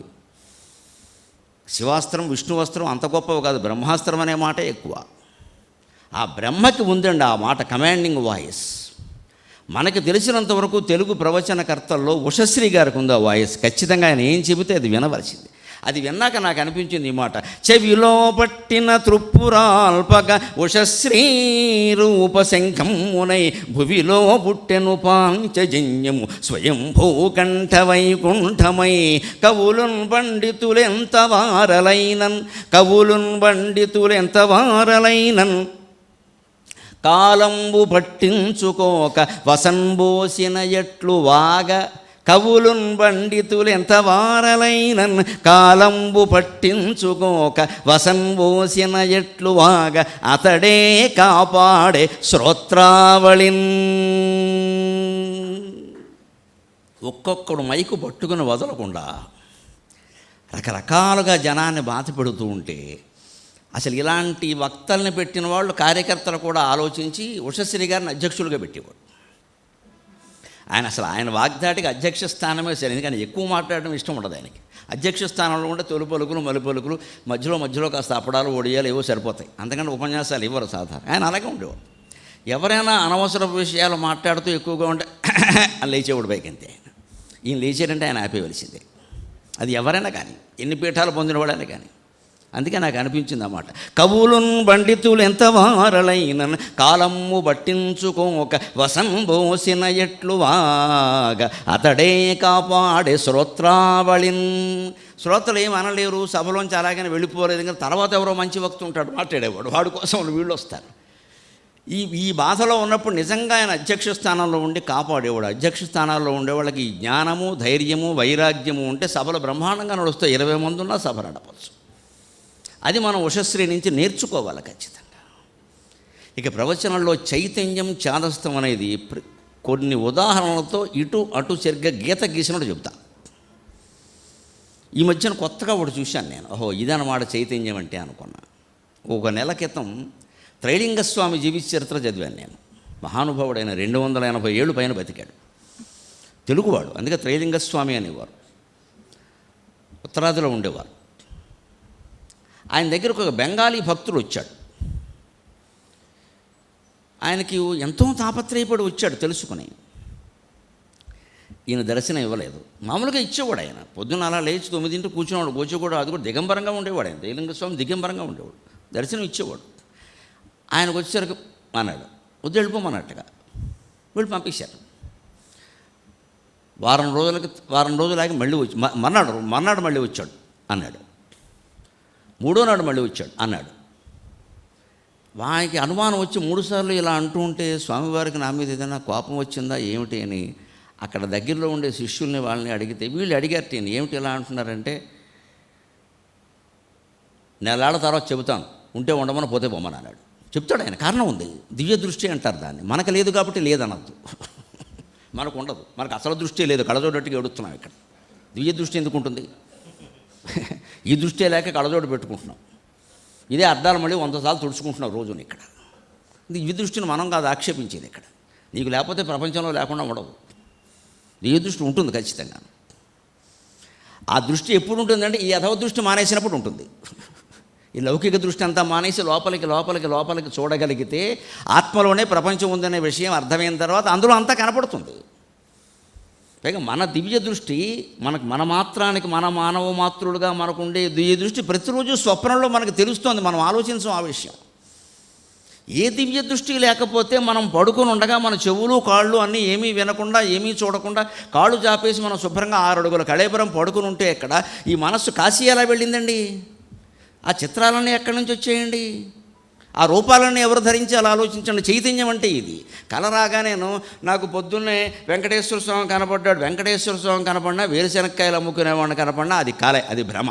నువ్వు దాన్ని గొప్పగా చెప్పక. వేరుశెనక్కాయలు అమ్ముకునేవాడు కనపడితే ఎవడు చెప్పడు. వెంకటేశ్వర స్వామి కనపడితే చెప్పేస్తాడు. అది ఒకటే. ఎలా ఒకటి? యోగ వాసిష్ఠంలో చెబుతారు స్పష్టంగా. ఈ రూపాలు ఎవరు ధరించారో ఆలోచించండి. కళ మంచిదా చెడ్డదా, దుశ్శకునమా ఫలితమా? ఇది కాదు. స్వప్నములు శకునములు ఫలితములు గంటల పంచాంగం నిండా ఇవే ఉంటాయి. ఇక ఎక్కడి నుంచి బుర్ర పాడైపోవడం. అసలు ఈ రూపాలన్నీ ఎవరు ధరించారో ఖచ్చితంగా మనం ఆలోచిస్తే శాస్త్రీయంగా హేతువాదం ప్రకారం ఈ జీవుడే ధరించాడా లేదా ఈ రూపాలన్నీ? లోపల వెంకటేశ్వర స్వామి అయినా, వేరుశెనక్కాయలు అమ్ముకునేవాడు రూపమైనా, చెట్టు అయినా, చేమైనా, పొలమైనా, పుట్ర అయినా, స్త్రీ అయినా, పురుషుడైనా ఈ రూపాలన్నీ పడుకున్నవాడే ధరించాడు కదా. కానీ ఏమంటున్నాడు? నాకు తెలిసి పొద్దున్న ఆవిడ కల్లోకి వచ్చింది, ఈయన కల్లోకి వచ్చాడని చెబుతాడు. ఆయన కల్లోకి వచ్చాడంటే పర్వాలేదు, ఆవిడ కల్లోకి వచ్చిందంటే కొంపలు అంటుకుంటాయి. అంటే ఆవిడ రూపం ఈయనే ధరించాడు, ఈయన రూపం ఈయనే ధరించాడు, కుక్క రూపం ఈయనే ధరించాడు. ఇప్పుడు మీరు శాస్త్రీయ విజ్ఞానంతోనే ఆలోచించండి. ఒక జీవుడు పడుకుని అనేక రకాల రూపాలు ధరించి ఒక పావుగంటో అరగంటో ఒక కలగని కథా స్క్రీన్ ప్లే దర్శకత్వం అన్నీ వాడే చేసేసుకుని అందరి డైలాగులు వాడే మాట్లాడేసి ఓ పెద్ద నాటకం నడిపించేసి తర్వాత బేరమని మెలకు వచ్చాక అయ్యో అంతా అబద్ధం అనుకుంటున్నాడే. ఒక జీవుడు ఇంత పని చేయగలిగినప్పుడు శ్రీమన్నారాయణమూర్తి క్షీరసాగరంలో శయనించి ఈ విశ్వమంతా తానే ఒక కలగంటున్నాడు అనేది అబద్ధమా? పక్కా నిజం, పక్కా నిజం, పక్కా నిజం. ప్రపంచం భ్రమ, జగన్మిథ్య. బ్రహ్మ సత్యం, జగన్మిథ్య. జీవో బ్రహ్మైవనాపరక. ఆ విష్ణువే, ఆ భగవంతుడే, ఆ అంతరాత్మే, ఆ నిరాకార నిరంజన స్వరూపమే ఇప్పుడు మాట్లాడుతున్న నాతో సహా, వింటున్న మీతో సహా, నా మాటలు మీకు అందిస్తున్న ఈ జడ పదార్థమైన మైకు సహా సమస్త రూపాలు ధరించాడు. చిచ్చక్తి చేతనారూప, జడశక్తి జడాత్మిక. నాలో చైతన్య శక్తి రూపంలో ఉంది. ఈ మైకు జడమనడానికి వీలేదండి. జడమంటే ఎలా అందిస్తుంది? ఇది మాటలు అందిస్తుంది, అదో శక్తే కదా. ఈ కుర్చీ కదలదు కాబట్టి జడం అనదు, కదలదు కాబట్టి జడం. కదలకపోవడం దాని లక్షణం, కదలడం నా లక్షణం. అది కదలడం మొదలుపెట్టిందనుకో ఇక నేను కదలను. మంచిది. ఈ సభలో అత్యంత క్రమశిక్షణ పాటిస్తున్నది ఏమిటంటే ఈ కుర్చీ. ఇంతవరకు అది కదలదు. అది లేచిందనుకో నేను పారిపోతాను ముందు, ఇక్కడ దెయ్యం వచ్చిందని. మంచిది. కదలకుండా ఉండడం కూడా ఒక శక్తి. దాన్ని జడశక్తి అంటారు. జడశక్తి జడాత్మిక. అమ్మవారి రూపంలో జడశక్తి రూపంలో ఉంది, నాలో చైతన్య శక్తి రూపంలో ఉంది. దీనిలో జడంగా ఈ స్టాండ్లా ఉంటూనే మాటలు మళ్ళీ మీకు అందిస్తుంది. అది చైతన్యం. ఆ శక్తి చైతన్యం కాదండి, విద్యుత్ చైతన్యం కాదా? ముట్టుకుంటే తెలుస్తుంది చైతన్యమో కాదు. ఇంత ఈజీ. వేదాంతం ఏం కష్టం కాదండి. ఇది దీనికి హేతువాదులు అడ్డం కాదండి. దొంగ భక్తులే ప్రమాదకరం. ఇది మొత్తం ఎక్కడ చెప్పడం మానేసి, వినడం మానేసి, నువ్వు గుళ్ళోకి వెళ్ళిపో, ప్రదక్షిణాలు చేసి అక్కడ మునిగి ఇక్కడ తేలిపో, అక్కడ దీపాలు పెట్టి ఇక్కడ పాపాలు పోతాయి. ఇది పెద్ద పథకం తయారైంది మొత్తం ఇక్కడ. ఇదివరకు ఇంత దారుణం లేదు, ఈ మధ్య బాగా పెరిగింది ఇది. మల్లాది వారు చెప్పినప్పుడు, శ్రీభాష్యం వారు చెప్పినప్పుడు విశేషమైన వ్యాఖ్యానాలు ఉండేవి అక్కడ. ఉషశ్రీ గారు వాళ్ళు చదివేవారు, గ్రంథాలు చదివేవారు, పూర్తిగా అనేక రకాల వ్యాఖ్యానాలు చదివేవారు. ఒట్టి భద్రాచలం వ్యాఖ్యానం చేసిన బ్రహ్మాండంగా ఉండేది ఇది. అందులో కొత్త విషయాలు ఉండేవి. మనిషి జ్ఞానవంతుడు అయ్యేవాడు. ఇప్పుడు మూర్ఖుడు అవుతున్నాడు, వచ్చిన ఇబ్బంది. పైగా మా గురువుగారు చెప్పారంటాడు. మన పొగుడుకోలేక మన గురువుని పొగుడుతాం, అంతకంటే ఏం లేదు అక్కడ. అదో అహంకారం అది. మన పొడుకుంటే బాగుండదని మా గురువుగారు అంటాం ఇక్కడ. మా గురువే గొప్పవాడు ఇంకా ఇతర గురువుల కంటే, అంటే గురువు కంటే వీడికి అహంకారం ఎక్కువైపోయింది ఇప్పుడు. ఇదే మొత్తం వెతికి మనం పట్టుకోవలసింది. ఈ చైతన్యం ఎక్కడ ఉంటుంది అంటే, ఈ జీవశక్తి ఇక్కడ, ఈ జీవుడు ఇన్ని రూపాలు కలగని ఉండగలుగుతున్నాడు. అలాగే జీవుడు ఉన్నప్పుడు దేవుడు ఉండలేడా? అంటే కళ విషయంలో చైతన్యము చేతస్థము ఏంటంటే, కళ రాగానే పొద్దున్న వచ్చింది, రాత్రి వచ్చింది, మధ్యాహ్నం వచ్చింది, కుక్క వచ్చింది, కోటీశ్వరుడు వచ్చాడు, ఎవడొచ్చినా అది కళే, భ్రమ, తీసే. చైతన్యం ఏమిటయ్యా? కలగంటున్నది ఎవరు? పడుకున్నవాడెవరు? వీడెలా కలగంటున్నాడు? వీడు కలగనడం సాధ్యమైనప్పుడు దేవుడు ఎందుకు కలగనడు? ఆ దేవుడే మొత్తం అంతా ఉండి కలగంటున్నాడు. విశ్వమూర్తిర్ మహామూర్తిర్ దీప్తమూర్తిర్ అమూర్తిమాన్ అనేకమూర్తిరవ్యక్త శతమూర్తి శతాననక, విష్ణు సహస్రంలో మాట. దీంట్లో చైతన్యము లేకపోతే ఇంకోటి ఎలా ఉంటుంది? ఈ నామాలు చదివితే మీకు ఆ రోగాలు తగ్గిపోతాయి, పుణ్యాలు వచ్చేస్తే, దీన్ని ఒకసారి చదివితే పుణ్యం అనగానే 100 సార్లు చదువుతాడు. ఎక్కువ పుణ్యం కదా అని, క్వింటాలు పుణ్యం కావాలి కదా మనకి, జ్ఞానం అక్కల. అది లేదయ్యా. విశ్వమూర్తి ఎవరు? ఆయనే మహామూర్తి, ఆయనే దీప్తమూర్తి, ఆయనే అనేకమూర్తి. అంటే ఇప్పుడు విశ్వంలో ఎవరిని అవమానిస్తాం మనం? కులం పేరు మీద కానీ, మతం పేరు మీద కానీ, ప్రాంతం పేరు మీద కానీ, స్త్రీ పురుష భేదం పేరు మీద కానీ ఎలా అవమానిస్తామండి? వారు విష్ణుమూర్తే కదా, నువ్వు విష్ణుమూర్తే కదా, ఎలా అవమానిస్తావు? భౌతికమైన భేదం మాత్రమే ఉంటుంది. ఇప్పుడు మేము మాట్లాడుతున్నాం కాబట్టి మేము పైన కూర్చుంటాం, మీరు వింటున్నారు కాబట్టి మీరు కింద కూర్చొని, ఇది భౌతికమైన భేదం ఏర్పాటు. ఇక్కడ కూర్చున్న వారు కూడా కిందకి వెళ్ళిపోయారు కదా, అదేం అవమానం కాదు కదా, అదొక అవసరం అంతే. అలాగే భౌతికంగా కులాలు, వృత్తులు, స్త్రీ పురుష భేదాలు అనేకం ఉంటాయి. వాటిని మనం ఊరికి పనిగట్టుకుని చెప్పాల్సిన పని, వీడు పుట్టుకతోడే పనికి మాలిన వాడు, పుట్టుకతోనే గొప్పవాడు, ఇన్ని వ్యాఖ్యానాలు ఎందుకు వస్తాయండి? అంచేది ఎక్కడ మనం సరిగ్గా త్రైలింగ స్వామి దగ్గరికి వచ్చేసరికి దివ్య దృష్టి ఉండే ఆయన, మనమే దివ్యత్వంతో కలగంటున్నాం కదా. ఆయన మహానుభావుడు, మహాయోగి, 280 ఏళ్ళు బతికాడు, ప్రత్యక్ష ప్రమాణం. అది ఏమో అవసరమైన మాటలు కావు. ఆయా సందర్భాల్లో ఎవరెవరిని కలిశారో వాళ్ళందరూ చెప్పారు. రామకృష్ణ పరమహంస కలిశాడు ఆయన వెళ్ళి. అలాగా ఆయన దగ్గరికి వచ్చినప్పుడు ఇలా చివరికి నెల దాటిన తర్వాత వచ్చి అక్కడ ఏడుస్తున్నట్ట. వాడిని ఇలా రమను అన్నట్టు వచ్చి కూర్చున్నాడు. నీకు రాదు, నా దర్శనం అవుతుంది, భగవద్ దర్శనం కాదు అంటే. అతను నీకేం కావాలి అంటే, అమ్మవారు నాకు ప్రత్యక్షంగా కనపడాలి అన్నాడు ఆయన. ఇది మామూలు విషయమా? ఇదేమన్నా పని మనిషి రావట్లేదు మన ఇంటికి, పార్వతీదేవి ఎలా వస్తుంది? అమ్మవారు నాకు ప్రత్యక్షంగా కనపడాలి. పొద్దున్న 5:30 అయ్యేసరికి మా అంజమ్మ కనపడితే చాలా అనుకుంటున్నాం మేము అమ్మవారి కంటే. అది సాధ్యం కావట్లేదు. కానీ అమ్మవారు వచ్చేస్తుంది మనకి ఇక్కడ. ఏమన్నా మనం మేనత్త కూతురా? ఉంటాయి మనుషు. కానీ ఆయన తపస్వి అండి. ఆ బెంగాలీతం తపస్వి. ఆయన చాలా త్యాగం చేశాడు, యజ్ఞాలు చేశాడు, యాగాలు త్యాగం చేశాడు, గొప్ప జ్ఞానం ఉంది. ఏదో తేడా వస్తుంది నా జీవితంలో, నా జన్మాంతర సంస్కారంలో, అది మీరు సరిచేయాలని వస్తే చేస్తాను. నువ్వు చేసిన పాపం ఏమిటో తెలుసా అని చాలా విచిత్రమైన విషయం చెప్పాడు ఆయన. ఆయన బ్రాహ్మణుడు, యజ్ఞోపవీతం ఉంది. ఆయన ఒక పెద్ద ఆఫీసులో అధికారి. ఆ కింద అధికారి ఒక అతను ఈయనతో ఉండేవాడు. ఒకసారి ఇద్దరు కలిసి పక్కనే లఘుశంక కోసం వెళ్ళారట. ఈయన యజ్ఞోపవీతం తీసి ఈ చెవికి చుట్టాడు. ఆయన చుట్టలేదు. ఆఫీసులో చస్తాడా చుట్టక? ఎక్కడి నుంచి చుడతాం ఇవన్నీ? అది చూసి అప్రాచ్యుడా, ఏందేమో చెవికి చుట్టుకోకుండా నువ్వు లఘుశంక తీర్చుకుంటావా? ఇంతకంటే పాపం ఉందా అని ఈయన ఆ వ్యక్తి మీద కోపాన్ని పెంచుకుని చివరికి ఆయనకి రావాల్సిన ప్రమోషన్ రాకుండా ఆఫ్ చేసేట ఈ చిన్న కారణంగా. ఇంత కక్ష ఉంటుందా మనిషికి? అంటే ఒక ఆచారం మనకి మనస్సుకు పట్టేసింది అనుకోండి, బాగా మడ్డిలాగా, ఇక అది పాటించిన వాళ్ళందరూ భ్రష్టుల కింద కనబడతారు. మైలా అని మనం అనుకునేదంతానమ్మా జాతా శౌచం మృతా శౌచం, ఇట్స్ నథింగ్ బట్ బ్యాక్టీరియా. అప్పుడే పుట్టిన అమ్మాయి, రక్తం చీల్చుకుని పుట్టింది, మావితో పుట్టింది, బ్యాక్టీరియా ఉంటుంది అక్కడ. కాబట్టి దగ్గర వాళ్ళకు ఉంటుంది. బొంబాయిలో వాడికి ఏం ఉండదండి. వీడికి 10 రోజులు, వీడికి 3 రోజులు, మనమే శాసనాలు ఇక్కడ. ఇంటి యజమాని ఎవరు అంటే ఆశ్చర్యకరంగా మాట్లాడతారు వాస్తుశాస్త్రంలో. ఎవరు ఉంటున్నారో వారే ఇంటి యజమాని అండి శాస్త్రం ప్రకారం చెప్పాలి. యజమానుడు అంటే ఇంట్లో ఉండేవాడు తప్ప ఇల్లు కొనవాడు కాదండి. ఎవరు ఉంటున్నారో వారు. వాస్తు దోషం ఏదైనా ఉన్నా, గుణం ఏదైనా ఉన్నా అద్దెకుండేవాడికి లేదా అసలైన వాడు ఉన్నా వాడికి పడుతుంది, కానీ బొంబాయిలో ఉన్న ఓనర్కి పట్టదు. ఒకవేళ శనిగాడు ఎవడో వాస్తు వల్ల పట్టదలుచుకుంటే వాడు బీరువాలోకి వెళ్ళి డాక్యుమెంట్స్ లోపలికి వెళ్ళి యజమాని ఎవడు, సన్నాఫ్ ఎవరు అని పేరు వెతికి బొంబాయిలో పట్టుకుంటాడా? ఎంత అజ్ఞానం! కానీ ఒకవేళ దోషం ఏదన్నా ఉన్నా, గుణం ఏదన్నా ఉన్నా అక్కడ ఉన్నవాడికి పడుతుంది. ఎందుకు ఈ శాస్త్రం అప్పుడు ఎందుకు పుట్టింది? అప్పుడు అద్దెకి ఇవ్వడాలు లేవు అసలు. అది పూర్వం మరి పాండవ అదేమిటి బకాసురుడు కథలో చూడండి, కుంతీదేవికి పాండవులకి బ్రాహ్మణులు ఉచితంగా ఇచ్చారు, 10 రూపాయలు కూడా అద్దె తీసుకోరా. తర్వాత కూడా అద్దెకి ఇవ్వడం లేదు, ఎవరికైనా ఇస్తే ఉచితంగా ఇవ్వడమే. అద్దెకి ఇవ్వడం అనే ఆలోచన తర్వాత వచ్చింది. ఆ తర్వాత అసలు యజమాని ఎవరు, అద్దె యజమాని ఎవరు మారే. అంటే ఇప్పటికీ వాస్తు మీరు కరెక్ట్గా చెప్పదలుచుకుంటే ఉన్నవాడికి పడుతుందని చెప్పండి. అక్కడ వాడికి ఎలా పడుతుంది? బొంబాయిలో ఉండేవాడికి. అంటే ఈ గ్రహం వెళ్ళిపోయి ముందు వాడిని పట్టుకుంటుందా? దస్తావేజులు చూస్తుందా? Where is the logic? Logic అడిగితే మీరు నాస్తికుడు అంటారు. లాజిక్ ఉంది, మన ఉపనిషత్తుల్లో ఉంది, పురాణాల్లోకి వచ్చేసరికి మారింది, ప్రవచనాల్లోకి వచ్చేసరికి ఇంకా మారింది. అందుకని ఆయన పట్టుకుని నువ్వు తప్పు చేశావు అసలు అంటే మరి ఇది శాస్త్రం కదండి, ఇక్కడ చుట్టుకోవాలి కదండి, అది అపచారం కదండి, వాడు బ్రాహ్మణుడు కదా, ఎందుకు చుట్టుకోవాలని అడిగాడు ఆయన. మనం ఆలోచించమని, చుట్టుకోమంటే చుట్టుకోవడమే, ఎందుకు చుట్టుకోవాలని అడిగాడు. అంటే అది ఏమో చెప్పారండి, అలాగే పూర్వం చెప్పారు కదా, తెలుసుకో. లఘుశంక చేసుకున్నా ఇతర చేసినా అశౌచ్యం అవుతుంది కదా, వేలాడుతుంటే ఇది పొడుగు, ఇంత పొడుగుంది, ఇంకా అంతకంటే వివరించక్కలేదు సభలో. పైగా ఇప్పట్లాగా ప్యాంటు షర్టుతో పూర్వం బ్రాహ్మణులు ఎవరు ఉండేవారు కాదు, చిన్న పంచె కట్టుకునేవారు, పైన ఏమి ఉండేది కాదు, వాళ్ళు చెంపుచ్చుకుని కాలువకి వెళ్ళేవారు, కాలువ కట్టుకు వెళ్ళేవారు. అటువంటి పరిస్థితుల్లో అక్కడ కూర్చుంటే ఈ యజ్ఞోపవీతం ఏమవుతుందంటే ఇలా వేలాడుతూ, ఇది అశౌచ్యం కాకుండా అపవిత్రత కాకుండా చెవికి రెండు ముళ్ళు వేసుకోమన్నారు ఇలాగ. అంతకంటే సైన్స్ ఏం లేదు, అంతకంటే మహిమ లేదు. నువ్వు వేసుకోకపోయినంత మాత్రాన ఏమీ కాదు, వేసుకున్నంత మాత్రాన నీకు 4 వేదాలు వచ్చేవి అక్కడ. నేను ఖచ్చితంగా వేసుకుంటే వేసుకో, కాసేపటికి చెవిని ఇప్పుడుతుంది, అంతకుమించి రాదు. దీన్ని మనం ఒక చిన్న ఆచారాన్ని అది ఎందుకోసం పెట్టారు అనేది తెలుసుకోకుండా దాన్ని మొత్తం పెద్ద వికాసం కింద చెప్పి ఒక్కసారి కుడి చెవికి కనుక ఈ యజ్ఞోపవీతం వేసుకోకపోతే వాడు బ్రాహ్మణ జన్మ కోల్పోయినట్టు చచ్చి ఊరుకుంటాడు వాడు. ఇంకా దీనికే కోల్పోతామా?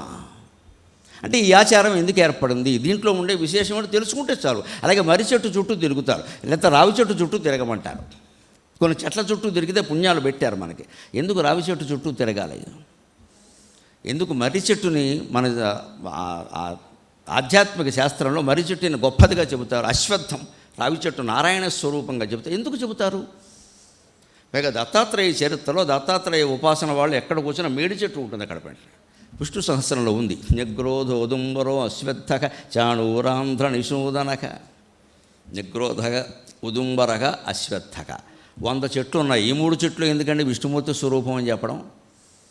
మర్రి చెట్టు స్వరూపమైనే, మేడి చెట్టు స్వరూపమైన, రావి ఇంకో చింత చెట్టు కాదా, వేప చెట్టు కాదా? ఓ పక్క విశ్వమూర్తి, దీప్తమూర్తి, అనేక మూర్తి నువ్వు చెబుతున్నావు ఇక్కడ. ఆయన రావి చెట్టు చింత చెట్టు కాకుండా ఉంటాడా? అన్నీ భగవత్ స్వరూపమే. వీటిని ప్రత్యేకించి ఎందుకు చెబుతారు అంటే, మర్రి చెట్టు చుట్టూ తిరగమంటే అర్థం, చుట్టూ తిరగడం అంటే మనం ఏ ఇంటి చుట్టూ తిరుగుతున్నామో ఆ ఇంటి ఆను స్పాను మనకు తెలుస్తుందా లేదా. ఎవరైనా తీవ్రవాదులు వేసేదలుచుకుంటే ఏం చేస్తారో తెలుసా? రెక్కి వేస్తారు. బండి వేసుకొని రెక్కి వేస్తారు. 4 సార్లు తిరిగితే కిటికీ ఎక్కడుంది, వీడు ఎప్పుడు బయటకు వస్తాడు, సాధారణంగా ఎలా వస్తాడు, ఇక్కడ ఏమైనా సీసీ కెమెరా ఉందా, ఇవన్నీ మీకు ఎలా తెలుసు అనకండి, పత్రికల్లో చదివాను. రెక్కి అండి, ఇది రెక్కి చేస్తే అంటే చుట్టూ తిరగడం అంటే అర్థం ఏంటంటే ఆను పాను తెలిసిందా లేదా. మీకు రావి చెట్టు చుట్టూ తిరిగితే జీవితం ఆను పాను తెలుస్తుందండి. దానికి ఒక తోరణం కట్టి, రెవికల గుడ్డ కట్టి, దానివల్ల ఏదో ఏమీ జరగదు, ఒక పీలిక అవుతుంది అక్కడ, నీకు సంతానం దానివల్ల కలగదు. రావి చెట్టు ఆకులు మీరు గమనించండి, ఆకు ఇలా ఉండి ఈయనే బాగా పొడుగ్గా ఉంటుంది. తరగల్ పిప్పల పత్రముల్ మెరుగుటద్దంబుల్ మరుద్దీపముల్ కరికర్ణాంతములెండమావుల తతుల్ ఖద్యోత గీట ప్రభల్ సురవీథి లిఖితక్షరంబులసువుల్ జ్యోత్స్నాపయ పిండముల్ సిరులు అందేల మదాంధుల ఉదురుజనుల్ శ్రీకాళహస్తీశ్వర. దుర్జటి రాసిన పద్యం ఇది. మన వేదాంత శాస్త్రం మొత్తం మీద జీవితాన్ని వర్ణించదలుచుకుంటే రావి ఆకుతో వర్ణిస్తారండి. ఎందుకంటే గాలి ఏమాత్రం లేకపోయినా సరే చలించేది రావి ఆకు.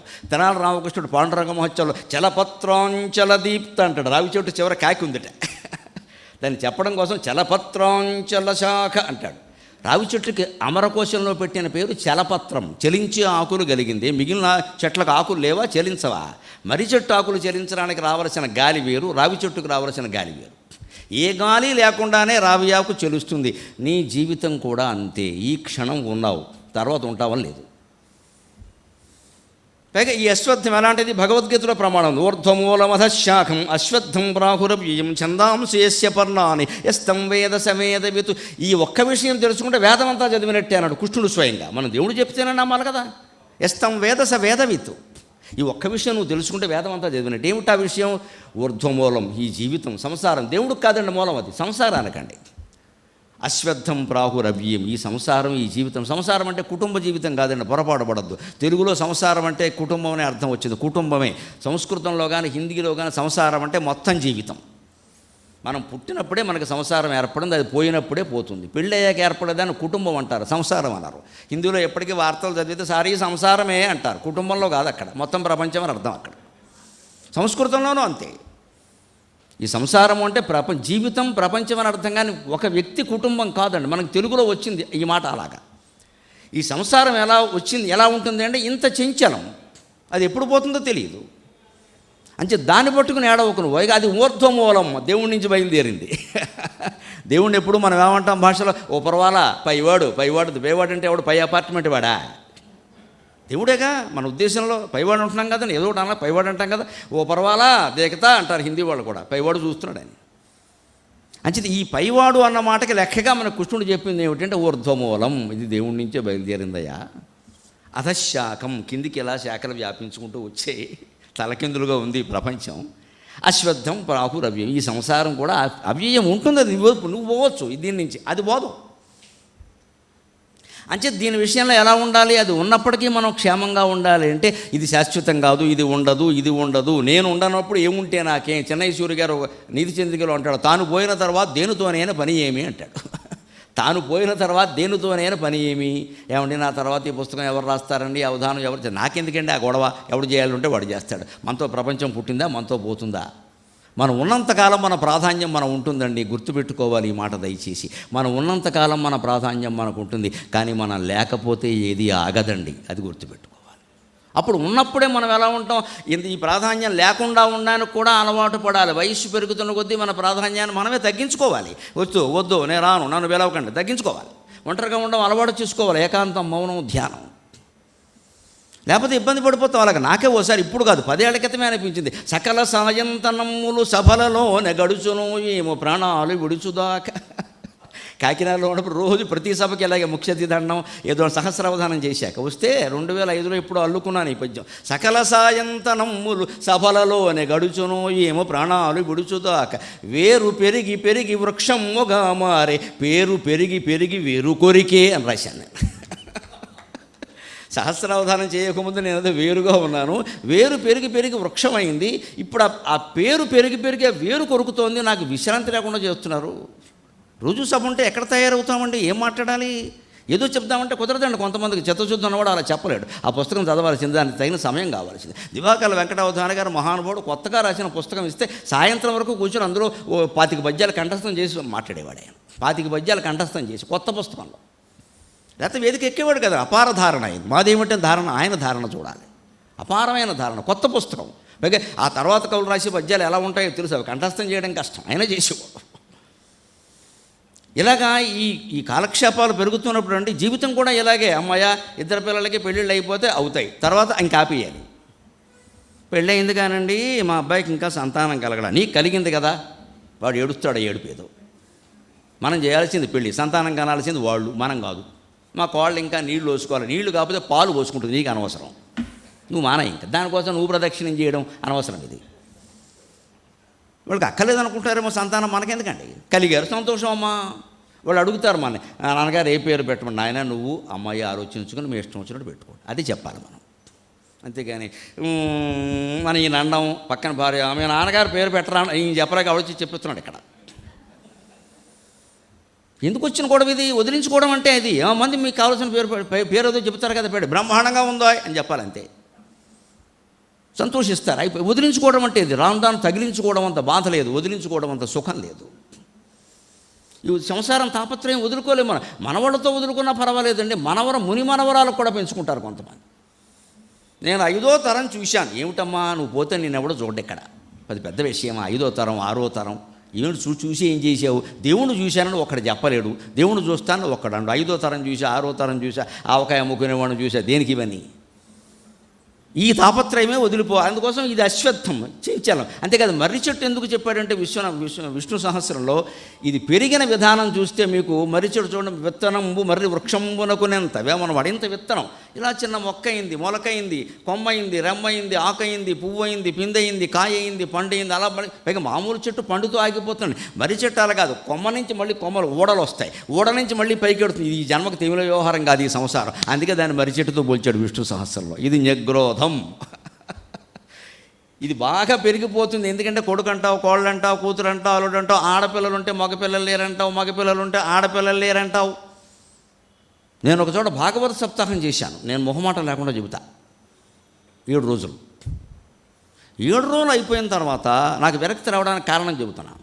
అంత భాగవతం అంటే మీకు తెలియదే ఉందండి, అంత వైరాగ్యమే కదా. శుకుడు చెప్పింది భాగవతం వైరాగ్యం. అది అందులో కాంక్షలు ఎక్కడుంటాయి? కార్యకర్త భార్య నా కాళ్ళకి దండం పెట్టి, మా అబ్బాయికి 2 ఆడపిల్లలు ఉన్నారు, మగపిల్లాడు కలగాలని ఆశీర్వదించండి అన్నాడు ఆయన. ఊరి నీళ్ళు బంగారంగా. ఇదే భాగవతం. అసలు పెళ్ళే కాని శుకుడు చెప్పాడా? ఉన్న కొడుకు ఇంట్లోంచి వెళ్ళిపోయిన వ్యాసుడు దాన్ని రాశాడా? నీకు మనవడు పడ్డానికి నేను భాగవతం చెప్పాలా? నువ్వు కార్యకర్తవా? నాకు అనిపించింది కార్యకర్త పరిస్థితి 7 రోజులు నేను మాట్లాడాక కూడా ఇలా ఉంటే ఇక శ్రోతల సంగతి చెప్పేదే ఉంది. ఆ భాగవతం ఏదో పోతన గారిలాగా ఇంట్లో కూర్చుని మనం చదువుకోవడం మంచిది. ఎందుకు వచ్చింది ఇది? ఈ విరక్తి కారణం ఇదేనండి. వాస్తవంగా ఎంత ఒత్తులున్నా భరిస్తామో అది భరిస్తోందంటే. కానీ ఇలాంటివి వినపడుతుంటే ఇదేమిటిది? దక్షిణామూర్తి స్తోత్రం మీద ఒకచోట అపూర్వంగా 3 రోజులు మాట్లాడిన వేదిక దిగ్గానే ఒక ఆవిడ 60 ఏళ్ళ ఆవిడ నా దగ్గరికి వచ్చి, ఒక్క సందేహం అండి అంది ఆవిడ. చెప్పమ్మా అన్న, పెద్ద ఆవిడ కదా. పూజ గదిలో గంట ఏ సైజులో ఉండాలండి అని అడిగింది. దక్షిణామూర్తి స్తోత్రానికి దానికి సంబంధం ఉందా? నేను 3 రోజులు అపూర్వ బ్రహ్మజ్ఞానం శంకరాచార్య స్తోత్రం చెబితే నువ్వు పూజ గదిలో గంట సైజు నన్ను అడుగుతున్నావంటే, పైగా ఏమందంటే 3 రోజుల పాటు దొరుకుతున్నానండి ఈ మొక్క అడుగుదామని వెతుకుతున్నా. అంటే 3 రోజులు ప్రవచనానికి వచ్చింది గంట కోసం, నా కోసం కాదు. అంటే మహిమ మాయ. ఆయన చెప్తే ఏదో అవుతుంది, ఆయన చెప్పాలి, ఆయన చెప్పింది శాస్త్రం. ఇంతేనా? అసలు ఏం చెబుతున్నాం విషయం? గంట కూడా ఎందుకు ఇక్కడ? 3 రోజుకి 2 గంటలు చెప్పిన 3 రోజులు 6 గంటలు మాట్లాడింది పోయి పూజ గంట కావాలా? నేను మాట్లాడిన గంటలన్నీ ఏమయ్యాయి? ఎంత విరక్తి రాదండి? మనసు బాధ. డబ్బు కోసం పనిచేస్తామండి. ఎంత డబ్బు అండి? 8 కోట్లు వస్తే సరిపోతాయి. 8 కోట్లు వస్తే సరిపోతాయి. వేదాంతం నిజంగా వంట పెట్టిన వాడికి ఒళ్ళు మండిపోతూ ఉంటుందండి. దీని నుంచి బయటపడి. అందుకే విష్ణుమూర్తి ఏం చెబుతున్నాడు స్పష్టంగా? న్యగ్రోధం. మర్రి చెట్ల పెంచేసుకోకు. శాఖలు మళ్ళీ ఊడల నుంచి కొమ్మలు, పైకెడతావు కిందకు వస్తావు. ఏంటిది? ఎక్కడొక్కడ తెంచుకో. 60 ఏళ్ళు దాటే ఊరుకో మాట్లాడక. 70 ఏళ్ళు దాటే సాంగత్యం తగ్గించుకోవాలి. ఏకాంతానికే ప్రాధాన్యం ఇవ్వాలి. 70 దాటాయంటే అంతే లెక్క. ఇంట్లోంచి అందరూ వెళ్ళిపోయి మీరు తాళం వేసుకోండి అంటే ఈ తాతగారు శుభ్రంగా తాళం వేసుకుని విష్ణు సహస్రం చదువుకుంటూ కూర్చోవాలి. నాకు చెప్పలేదు, నన్ను తీసుకెళ్ళరు, నీకు వీల్ చైర్ కావాలి, ఇక్కడ ఎందుకు వచ్చిన గొడవ? ఇది తగ్గించుకోవడం ఇది. అలాగే ఉదుంబరం వృక్షం అంటారు. మరి ఇలాంటి పెరిగిపోయిన మర్రి చెట్టు లాంటి సంసారంలో, ఇది చంచలమైన రావి చెట్టు లాంటి సంసారంలో ఎలా బతకాల మనిషి? మేడిపండు అండి. మేడిపండు చూడ మేలిమయ్యుండును, పొట్ట విప్పి చూడ పురుగులుండు. కానీ మేడిపండు గొప్పతనం ఏంటంటే, దత్తాత్రేయుడిగా ఆ వృక్షం అంటే ఎందుకు ఇష్టం, ఆయన దాని మూలంలో ఎందుకు ఉంటాడు అంటే, ఆ లోపలన్నీ పురుగులో కీటకాలు లాంటివో గింజలో, కీటకాల్లో ఉండే గింజలో ఏవైనా ఉండే, మొత్తం మీద అసహ్యంగానే ఉన్నాయి. కానీ పై పండు అంతా నిగనగలాడిపోతూ ఉంటుందండి. నీ కార్యాలయంలో కుళ్ళు బుద్ధుల వాళ్ళు ఎంతమంది ఉన్నా నువ్వు నిగలగలాడుతూ ఉండొచ్చు, నువ్వు ప్రయత్నిస్తే. అంతేగాని ఇది బాగుండలేదు ఇంకో ఉద్యోగం చూస్తా, ఇది బాగుండలేదు ఇంకో ఉద్యోగం. ప్రపంచంలో దొరకదు ఎక్కడ. అన్ని కార్యాలయాలు అలాగే ఉంటాయి. ఎన్ని ఉద్యోగాలు మానేస్తావు? అది నీ పని ఏదో నువ్వు చేసుకో, వీలైనా తప్పించుకో. ఆఫీసరే కుళ్ళు బుద్ధిగాడు, మంచిది, వాడితో సాంగత్యం తగ్గించుకో. తప్పదు, ఉద్యోగం చేసుకోవాలి కదా. ఆ చెప్పిన పని ఏదో చేసి అనవసరంగా మాట్లాడక ఇంటికి వెళ్ళిపో. ఆఫీసర్ని కాకాపడదా ఉండదు, వాడు రావణాసురుడు, ఏం కాకాపడతావు? ఈ మనస్సును మార్చుకోగలిగితే న్యగ్రోధోధుంబరం అశ్వత్థగా బ్రహ్మాండంగా ఉందండి, అనుమానమేలా. అలాగే ఆచమనం అండి. మన సంస్కృతి యొక్క విశిష్టత చూడండి దయచేసి. ఆచమనం ఇది ఒక్కటే చాలండి యావత్ భారతీయ సంస్కృతిని నిర్వర్తించడానికి. కేశవాయ నమః, నారాయణాయ నమః, మాధవాయ నమః, ఈ ఆచమనం చేయకుండా మనం ఏది మొదలు పెట్టాం. దీంట్లో ఉద్దేశం ఒక్కటే. మామూలుగా ఆచమనంలో చేదస్తం అంటే ఏమిటో తెలుసా? నేను విన్నాను స్పష్టంగా, కొన్ని ప్రవచనాలు వినే మాట్లాడుతున్నా. ఆ బాధ అంతా అక్కడదే. ఏమిటంటే ఇందులో నీళ్లు సరిగ్గా ఎంత పొయ్యాలి అంటే పెసరగింజ, మినపగింజ మునిగేంత మాత్రమే పొయ్యాలి. ఎక్కువ పోస్తే రౌరవాదిని అరకాలకు పోతాడు. అయిపోయి ఆచమనంలో నీళ్ళకు కొరత ఉందా? ఈ చెయ్యి జారిపోకుండా ఉంటే చాలు కదా. మినపగింజ పెసరగింజ ఎవడ పట్టుకుని ఆచమనం చేస్తాడండి, ఎందుకు చెయ్యాలి? అంతెందుకు అసలు ఆచమనం దేనికి? కేశవాయ నమః నారాయణాయ నమః అని కర్త అంటుంటే గొంతు బాగుండడానికి. మీరు కాఫీ తాగినా అన్నం తిన్నా ఏం చేసినా సరే ముందు ఒక అరగ్లాసు నీళ్లు తాగాలని. కాఫీ అందగానే తాగేస్తారు, తాగకూడదండి. కాఫీకి ముందు మంచినీళ్ళు ఇవ్వాలి, పాలకు ముందు మంచినీళ్ళు ఇవ్వాలి, టీకి ముందు మంచినీళ్ళు ఇవ్వాలి. ఒక అరగ్లాసు నీళ్లు తాగితే రూట్ క్లియర్ అవుతుందండి. అలాగే నువ్వు మంత్రోచ్చారణ చేయాలి. అక్కడ మంత్రోచ్చారణ చేయిస్తారు కదా పురోహితుడు. ఇప్పుడేముంది, వీడు చేయక వాడే చదివేసి మమ అనుకో అంటే వీడికి వచ్చిన మంత్రం వల్ల మమ వచ్చింది, చివరికి మమకారం పోయింది. ఆ మంత్రం చదవాలి, ఇతనే చదవాలి. ఇదేమిటండి చతుర్సాగర పర్యంతం గోబ్రాహ్మణేభి, ఎవడు వాడా చదివేది మనమా? కౌశిక గోత్రోద్భవస్య నేనా వాడా? తండ్రికి దద్దిన పెడుతున్నది నేనా వాడా? వాడి తండ్రా నా తండ్రా? బాబు అస్మత్పితుహో అనుకో అంటాడు, లేదా వాడే అనుకుంటాడు అస్మత్పితుహో, నా తద్దిన వాడికి పోతుంది. ఎందుకు వచ్చింది ఇది? మనకి భాష రాకపోవడం, తెలియకపోవడం, అసలు ఏమిటో తెలియకపోవడం. ఈ మాటలు నువ్వు అస్మత్పితుహు అనాలన్నా, తర్పణం కరిష్యామి అనాలన్నా గొంతు బాగుండాలా వద్దా? అందుకోసం ముందు కాస్త ఆచమనం 3 స్పాయిగా. అందుకని 24 నామాలకి 24 దాగమని చెప్పరు, చస్తాడు వీడి కడుపు నిండిపోయి. 3 చెబుతారు లెక్క. 3 ఎందుకంటే అందుకే దానికి పుణ్యం పెట్టద్దు, అక్కడ ఏముండదు. పైగా 24 నామాల్లో ఉండే శాస్త్రీయత ఏమిటి అంటే, శంఖచక్ర గదా పద్మధారి అయిన శ్రీమన్నారాయణమూర్తిని మీరు చూడండి. ఈ కుడి చేతిలో చక్రం ఉంటుంది, ఎడం చేతిలో శంఖం ఉంటుంది, ఇక్కడ గద పద్మం ఉంటాయి. వాటిని మార్చండి మొత్తం. గద పైన పెట్టండి, పద్మం కిందికి దించండి, శంఖం అటు పెట్టండి, చక్రం ఇటు పెట్టండి, యాంగిల్స్ అన్నీ మార్చండి. సరిగ్గా పెర్ముటేషన్స్ అండ్ కాంబినేషన్స్ ప్రకారం 24 భంగిమలు వస్తాయి. దీని లెక్క గణిత శాస్త్రం ఇదంతా. దాని ప్రకారమే కేశవనామాలు 24. అంత అపూర్వమైనది హిందూ ధర్మం, హిందూ స్తోత్రాలండి. వాటిలో ఉన్నదంతా శాస్త్రీయత, వాటిలో ఉన్నదంతా విజ్ఞానం. ఈ విజ్ఞానాన్ని మనం తీసుకెళ్ళాలి. కానీ దీనివల్ల అది జరుగుతుంది, దానివల్ల ఇది జరుగుతుంది. కేశవనామాలు చదవకపోతే కొంపలు అంటుకుంటే కొంపలేమో అంటుకోవు. ఇది విషయం. ఇది ఇప్పుడు వాడు శబ్దంలో చదువుతాడు, అనుమానం ఇలా. ఈ రకమైన ధోరణతో పెడితే ఉదుంబరం చూడండి, మేడిపండులా బతకాల్సిందే. మనం ఎంతమంది చుట్టూ ఉన్నా మనకి తప్పదండి. మనం ఉద్యోగం చేసుకోవాలి, సంసారం చేసుకోవాలి. కొడుకు దెబ్బతింటాడు, కూతురు ఇంకో రకంగా ఉంటుంది. వదిలేస్తారా సంసారాన్ని? చేసుకోవాలా వద్దా? ఎంతవరకు ఉండాలో అంతవరకు ఉంటూ బయటకు వచ్చి. అలాగే ఈ ఆచమనంలో సరిగ్గా ఇలా నీళ్లు ఎందుకు పోయడం అంటే, ముందు గొంతు క్లియర్ అవ్వడానికి. అందులో ఎంత పోయాలో సరిగ్గా ఇక్కడ గుంట చూడండి, ఎంత తెలిసిపోతుంది, వేయి వచ్చేస్తుంది.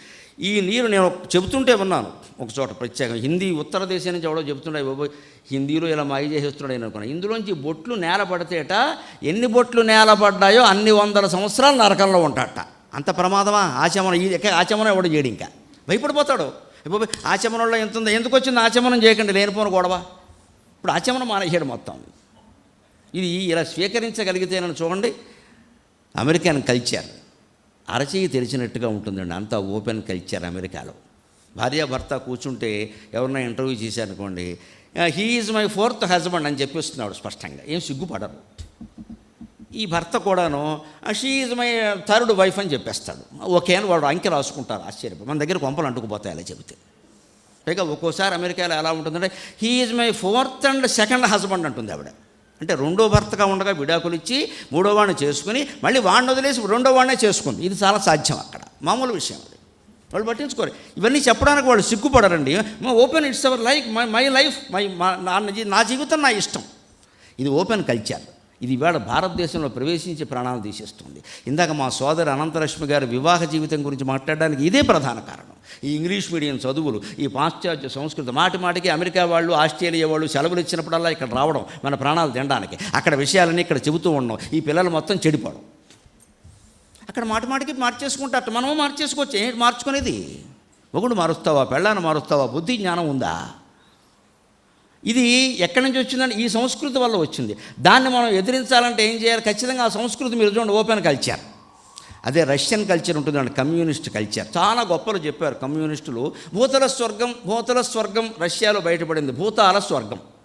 ఇప్పుడు కూడా మీకు రష్యా అధ్యక్షుడు పుతిన్ 100 కోట్ల అవినీతిపరుడు. వాడు ఒక్క బిల్డింగ్ చాలు, వాడు అరణ్యంలో కట్టిన బిల్డింగ్ ఈ మధ్య పత్రికల్లో వచ్చింది, కొన్ని వేల కోట్లు ఖరీదు చేసే బిల్డింగ్ అది. ఏమైంది మీ కమ్యూనిజం? ఎందుకు సాధించలేకపోయారు సామ్యవాదాన్ని? మీకు అర్థం కాల. జీవిత తత్వం శంకరాచార్యకి అర్థమైనట్టుగా, వేదాలకి ఉపనిషత్తులకు అర్థమైనట్టుగా కమ్యూనిస్టులకు జీవిత తత్వం అర్థం కాలేదు. కమ్యూనిస్టు సోదరులు అర్థం చేసుకుంటారు కాక, అర్థం కాలేదు. మీరు ఏ వ్యవస్థ మార్చి ఏ వ్యవస్థ తెచ్చిపెట్టినా సరే పైన ఉన్నవాడు కింద వాడిని తొక్కేయడానికి చూస్తాడు. అది వర్గ దృష్టి కాదు, వర్గ స్పృహ కాదు, వ్యక్తిగత అహంకారం. ఖచ్చితంగా మీరు కూలీలను తీసుకెళ్ళి మీరు మహారాజులను చేస్తే ఆ కూలీల్లో మహారాజు అయిన వాడు మిగిలిన కూలీలను దించేస్తాడు. పైకెక్కి కలెక్టర్ అయిన వాడు మళ్ళీ వాడు కొరుకును కలెక్టర్ చేస్తున్నాడు కానీ కింద వాడిని చేయటల్లా. ఈ కలెక్టర్ అయిన వాడు మళ్ళీ ఆ కలెక్టర్ స్థాయిలో ఉన్న వాళ్ళకి పిల్లనిస్తాడు కానీ కింద వాడికి మేనమావ కొడుకు ఇవ్వడం మళ్ళీ కలెక్టర్కే ఇస్తాడు. ఏమైంది? మనిషి దృష్టి ఎలా ఉంది? నా స్థాయి. మరి అదే కదా, ఇదివరకు ఉన్నది అదే స్థాయి, ఇప్పుడున్నది అదే స్థాయి. నువ్వు వ్యవస్థ మార్చి వ్యవస్థ పెట్టి ఏం చేసావు మిత్రమా? ఇక మానవ మనస్తత్వం అర్థం కాల. మానవ మనస్తత్వం శంకరాచార్యకి అర్థమైంది, వేదానికి అర్థమైంది, ఉపనిషత్తులకు అర్థమైంది. మనిషికి అహం మమ ఈ రెండే ప్రధానమైన శత్రువులు. అహం మమ. వీటినే మీకు దేవీ భాగవతంలో శుంభుడు నిశింభుడు అనే పేరు మీద రాక్షసులుగా చెప్పారు. సింబాలజీ, అదంతా సింబాలిజం, ప్రతీకాత్మకత. శుంభుడు నిశింభుడు చెంబుడు అని ఇద్దరు కూర్చోరు అక్కడ, అది సింబాలిజం అదంతా. అస్మిత మమత అంటారు ఇంకో మాట. అస్మిత అంటే నేను, మమత అంటే నాది. నేను నాది అనే విషయాలు మనిషి జయిస్తే తప్ప వ్యవస్థ బాగుపడదు, వ్యక్తి బాగుపడ్డు. దానికి వేదాంతమే కారణం. సామాజిక పరివర్తన అనేటువంటి ఇంజన్కి ఇంధనం వేదాంతం అని చెబుతాడు వివేకానందుడు. వైరాగ్యాన్ని మనం నేర్పే వరకు, నిజమైన భక్తిని అలవాటు చేసే వరకు, అద్వైత జ్ఞానాన్ని పెంపొందించే వరకు సమాజం కాదు కదా, వ్యక్తి కూడా మారే అవకాశం లేదు. వ్యక్తి కూడా మారడు, మళ్ళీ అహంకారానికి లోనవుతాడు. వ్యక్తిగత అహంకారం పోవాలి అంటే ఈ అద్వైతం అర్థం కావాలి జనానికి. ఉన్నదొక్కటే ఎందుకు అనవసరంగా ఇన్ని గంతులు ఇస్తున్నావు, ఇది అర్థం కావాలి. అప్పుడు ఈ ఆచమనం చూడండి. అమెరికన్ కల్చరు ఇలా ఓపెన్ కల్చర్ అయితే మొత్తం బహిరంగంగా కమ్యూనిస్ట్ కల్చర్ ఉంది. వాళ్ళు ఏం చేశారు? రష్యాలో గుప్పిడి మూసిన సంస్కృతి. ఇవాళ సామ్యవాదాలు చైనా సహా ఎలా ఉన్నాయో, చైనా బౌద్ధ సామ్రాజ్యవాద దేశం, సామ్యవాద దేశం కాదు అది. మనమే అనుభవిస్తున్నాం దాని బాధ. ఏమైపోయింది అంటే మనుషుల బుద్ధులు మారాయి. ఇప్పుడు ఇవాళ చైనా అధ్యక్షుడు స్పష్టంగా చచ్చిపోయే వరకు ఆయనే ఉండేలా రాసుకున్నాడండి రాజ్యాంగం. అంటే రాజరికం వచ్చేసిందా లేదా? మీరు ఎందుకు చెబుతున్నారు సామ్యవాదం అని? ఎందుకంటే మన రాజులేనయమే. ఇదేమిటిది మరి? ఎందుకు వస్తుంది ఇది శంకరాచార్య చెప్పిన మాట, మన వేదం చెప్పిన మాట, మన ఉపనిషత్తులు చెప్పిన మనిషిలో అహం మమ ఈ రెండూ పోయే వరకు కుదిరే పని కాదు. మీరు మాటలే చెబుతారో చేతలే చేస్తారో, ఇవి పోయేలా చేయండి. వ్యక్తి అభివృద్ధి కోసం, వ్యక్తి సంస్కారాన్ని కృషి చేస్తేనే వ్యవస్థ బాగుంటుంది. ఇంత గొప్పది మనం ఈ చైతన్యాన్ని జనంలోకి తీసుకెళ్ళాలి తప్ప మీరు రావి చెట్టు చుట్టూ తిరగండి, మర్రి చెట్టు చుట్టూ తిరగండి, పుణ్యాలు వస్తాయి, దంపతులు బాగుంటారు, పిల్లలు పుడతారు అంటే అవే చేస్తారు ఖచ్చితంగా. ఇంకో మాట, ఆశ్చర్యకరమైన సంస్కృతి. గోదావరి రైల్లో పెడుతున్నవాడు ఎవరైనా సరే, గోదావరి దాటిన వాళ్ళు అందులో నాణ్యాలు వేస్తారు కదండి, ఖచ్చితంగా నాణ్యం వేస్తారు. ఎంత లేకపోయినా అసలు వేయడం కోసం పట్టుకెడతారు నాణ్యాలు. నదిలో నాణ్యం వెయ్యాలంటే తప్ప ఎందుకు వెయ్యాలో మనం చెప్పం. పెద్ద జబ్బు ఇది. ఎవడైనా కొరడు నీకు ఎందుకు అవన్నీ పెద్దవాళ్ళు చెప్పినట్టు వినకుండా అవసరం లేదు. ఇది నీకు తెలుసుంటే చెప్పు, లేకపోతే తెలుసుకోమని చెప్పు, వాడు తెలుసుకుంటాడు. నదిలో నాణ్యాలు వేయడం ఎందుకు వచ్చిందంటే పూర్వకాలం ఈ దేశంలో ఉండే నాణ్యాలన్నీ రాగి నాణ్యాలు లేదా బంగారు నాణ్యాలు. ఈ ఇనప మొక్కలు లేవు. ఈ రూపాయి బిళ్ళ, 2 రూపాయల బిళ్ళ, 100 రూపాయల బిళ్ళలు లేవు. పూర్వాన్ని ఇస్తే బంగారు నాణ్యం. కవులకి కృష్ణదేవరాయలు 1000 బంగారు నాణ్యాలు ఇచ్చేవాడు. ఒక్కొక్క కాసు అది. ఇవాళ 30,000 ఒక్కొక్కటి ఒక్కొక్క కాసు. అటువంటి 1000 నాణ్యాలు ముఖమల సంచిలో పెట్టి వేలాడదీసేవాడు. ఆముక్త మాంజిలో చెబుతారు ఆ సంచిలోంచి ఆ బంగారు నాణ్యాలు బీర పువ్వుల్లా కనపడుతున్నాయట. ఒక్కొక్క పండితుడికి ప్రలోభం వచ్చింది వాదించడం కోసం. రేపు ఆయన విష్ణు చిత్రుడు వాదించాడు, నెగ్గాడు. ఆ నాణ్యాలను చూసి ప్రలోభపడ్డారు. అంటే ఆ సంచి అందులోంచి రెండు నాణ్యాలు బయటికి కనపడడం, పొంగిపోవడం అనమాట, నీళ్లు పొర్లిపోయినట్టుగా. ఆ నాణ్యాలు చూసి నాకు వస్తే బాగుండు. ఇదే స్పర్ధ. అలాంటి నాణ్యాలు పంచిపెట్టేవారు రాజులు పండితులకి. వెండి నాణ్యాలు లేకపోతే ఫిరదోసి కథ తెలుసు. బంగారు నాణ్యాలు ఇస్తానన్న ఆయన వెండి నాణ్యాలు ఇచ్చాడు. ఫిరదోసి అవమానంగా భావించడే లేదా? మామూలు జనం వాడుకలో ఉండేవి రాగి నాణ్యాలు. పూర్వకాలం నా వయస్సు వాళ్ళందరికీ తెలుసు, మొలకి తాడుకు రాగి నాణ్యం కట్టేవారు. DNA బొడ్డుతాడు కట్ చేసి రాగి గొట్టం లాంటివి చేసి అటు ఇటు మూసి అందులో పెట్టేవారు. ఎక్కడ ప్రమాదం జరిగినా అది తీస్తే DNA. మంత్రసాన చేసేది ఈ పని, మంత్రసాన చేసేది. ఇంత సైన్స్ ఉంది ఈ దేశంలో. ఇది వేదం పేరు మీద, పురాణం పేరు మీద జరిగింది. పురాణం వ్యవహారం ఎక్కువయ్యేసరికి అసలు సైన్స్ పక్కకి వెళ్ళిపోయింది. అందుకని ఇందులో మీకు నాణ్యం ఎందుకు వేయాలంటే రాగి నాణాలు ఎప్పటికీ కూడా రాగి బిందెలో నీళ్లు శ్రేష్టమని మళ్ళీ మొదలెట్టారా లేదా?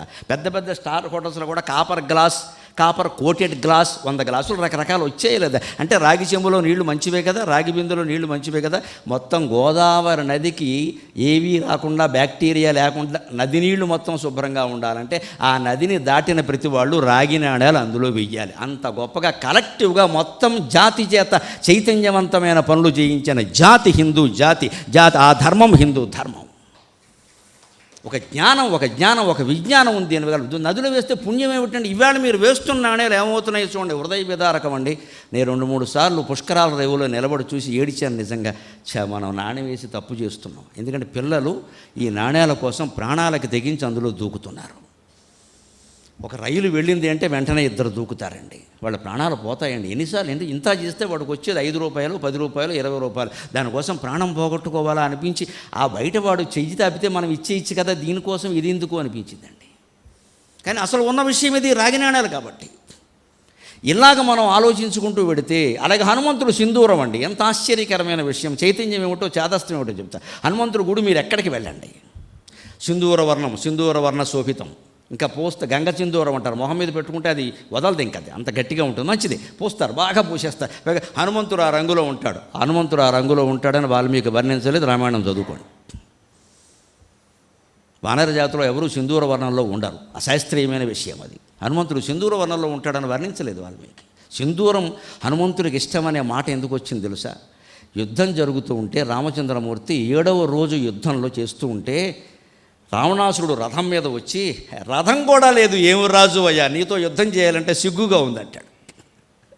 ఏదో ఒకటి అనాలి కదా, ఓడిపోయేవాడు. అందుకని నీతో యుద్ధం చేయాలంటే సిగ్గుగా ఉందంటే రాముడు అటు ఇటు చూస్తున్న, హనుమంతుడు వచ్చి నేను రథంగా ఉంటాను స్వామి, వాడు మిమ్మల్ని అవమానించాడు, నేను ఒప్పుకోను, నేను రథంగా ఉంటాను అని రాముడిని భుజాల మీద ఎక్కించుకుని తాను రథమై యుద్ధం చేయించాడండి.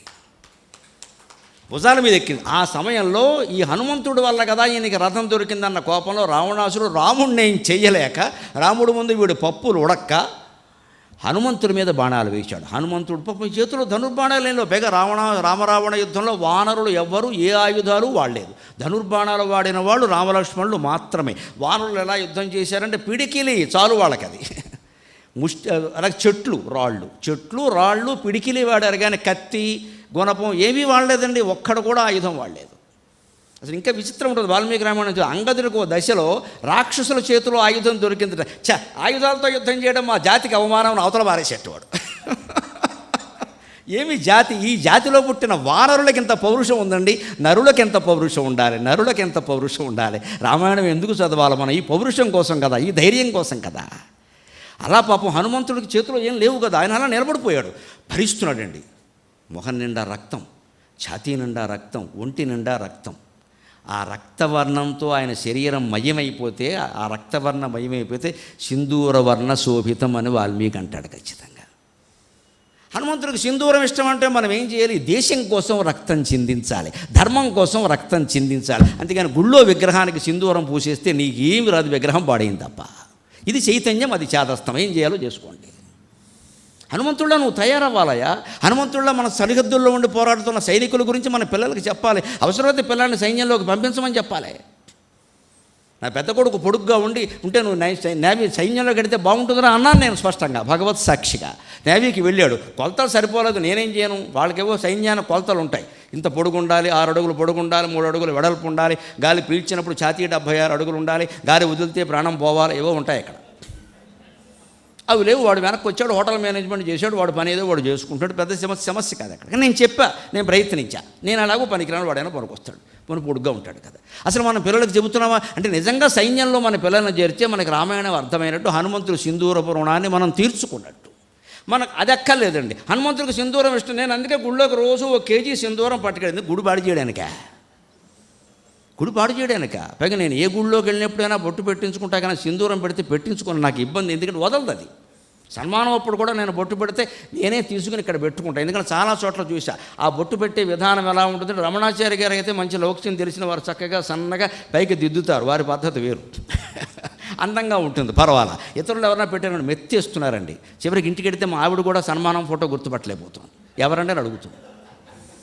ఆ బొట్లు పెట్టే విధానం, కుంకాలం ఎత్తేయడం, అలా మనకు ఫోటోలకు బొట్లు పెట్టేస్తారు చూడండి.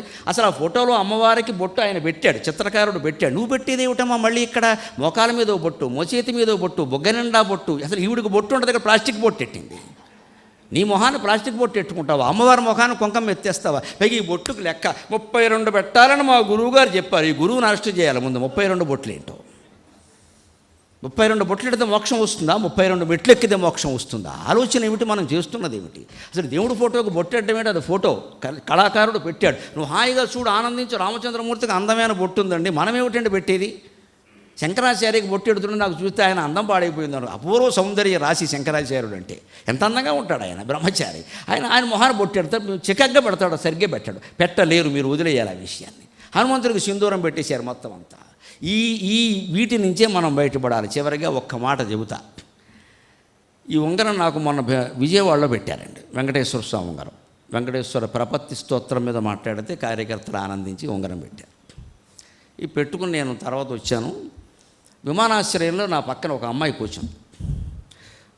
ఈ ఉంగరం ఇప్పుడు ఇలా ఉంది కదా, చూడండి ఇలాగా ఈ తల పైకి ఉంది ఇప్పుడు ఇలా ఉంటే, కానీ ఇలా ఉంటే అలా ఉంటే తల కిందకు ఉంటుంది కదా.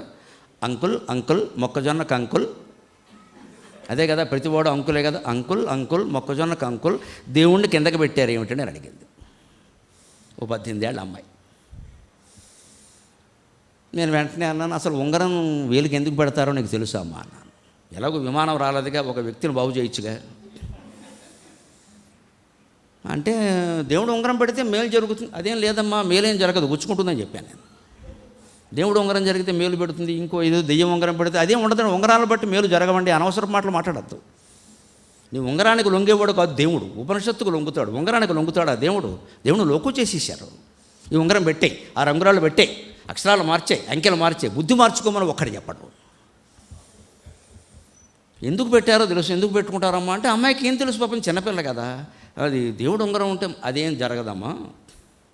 మనం ప్రయాణాల్లో ఉంటాం కదా, రకరకాల పనుల్లో ఉంటాం, దేవుణ్ణి చూడాలనుకుంటాం, మన దగ్గర ఏం ఫోటోలు లేవు, విగ్రహాలు లేవు.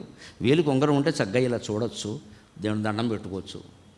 అటువంటిప్పుడు నువ్వు చూడాలి అంటే ఇలా చూస్తావు కదమ్మా, ఇలా చూడవు కదా, ఇలా పెట్టి ఎవరో చూడక కనపడక ఇలా చూస్తావు కదా. అటువంటిప్పుడు తల పైకి ఉంటే నా దేవుడు నాకు స్పష్టంగా కనపడతాడమ్మా, అందుకే నేను ఇలా పెట్టాను అన్నాను. దీంట్లో ఒక లాజిక్ ఉంది, ఒక చైతన్యం ఉంది. ఈ దేవుణ్ణి పెట్టుకోవడం ఎందుకంటే మనం స్ఫూర్తి పొందడానికి. మీరు రాముడి విగ్రహం సహా, కృష్ణుడి విగ్రహం సహా, వెంకటేశ్వర స్వామి విగ్రహం సహా, శ్రీ యంత్రం సహా మీరు ఏది పెట్టినా స్ఫూర్తి పొందవలసిందే.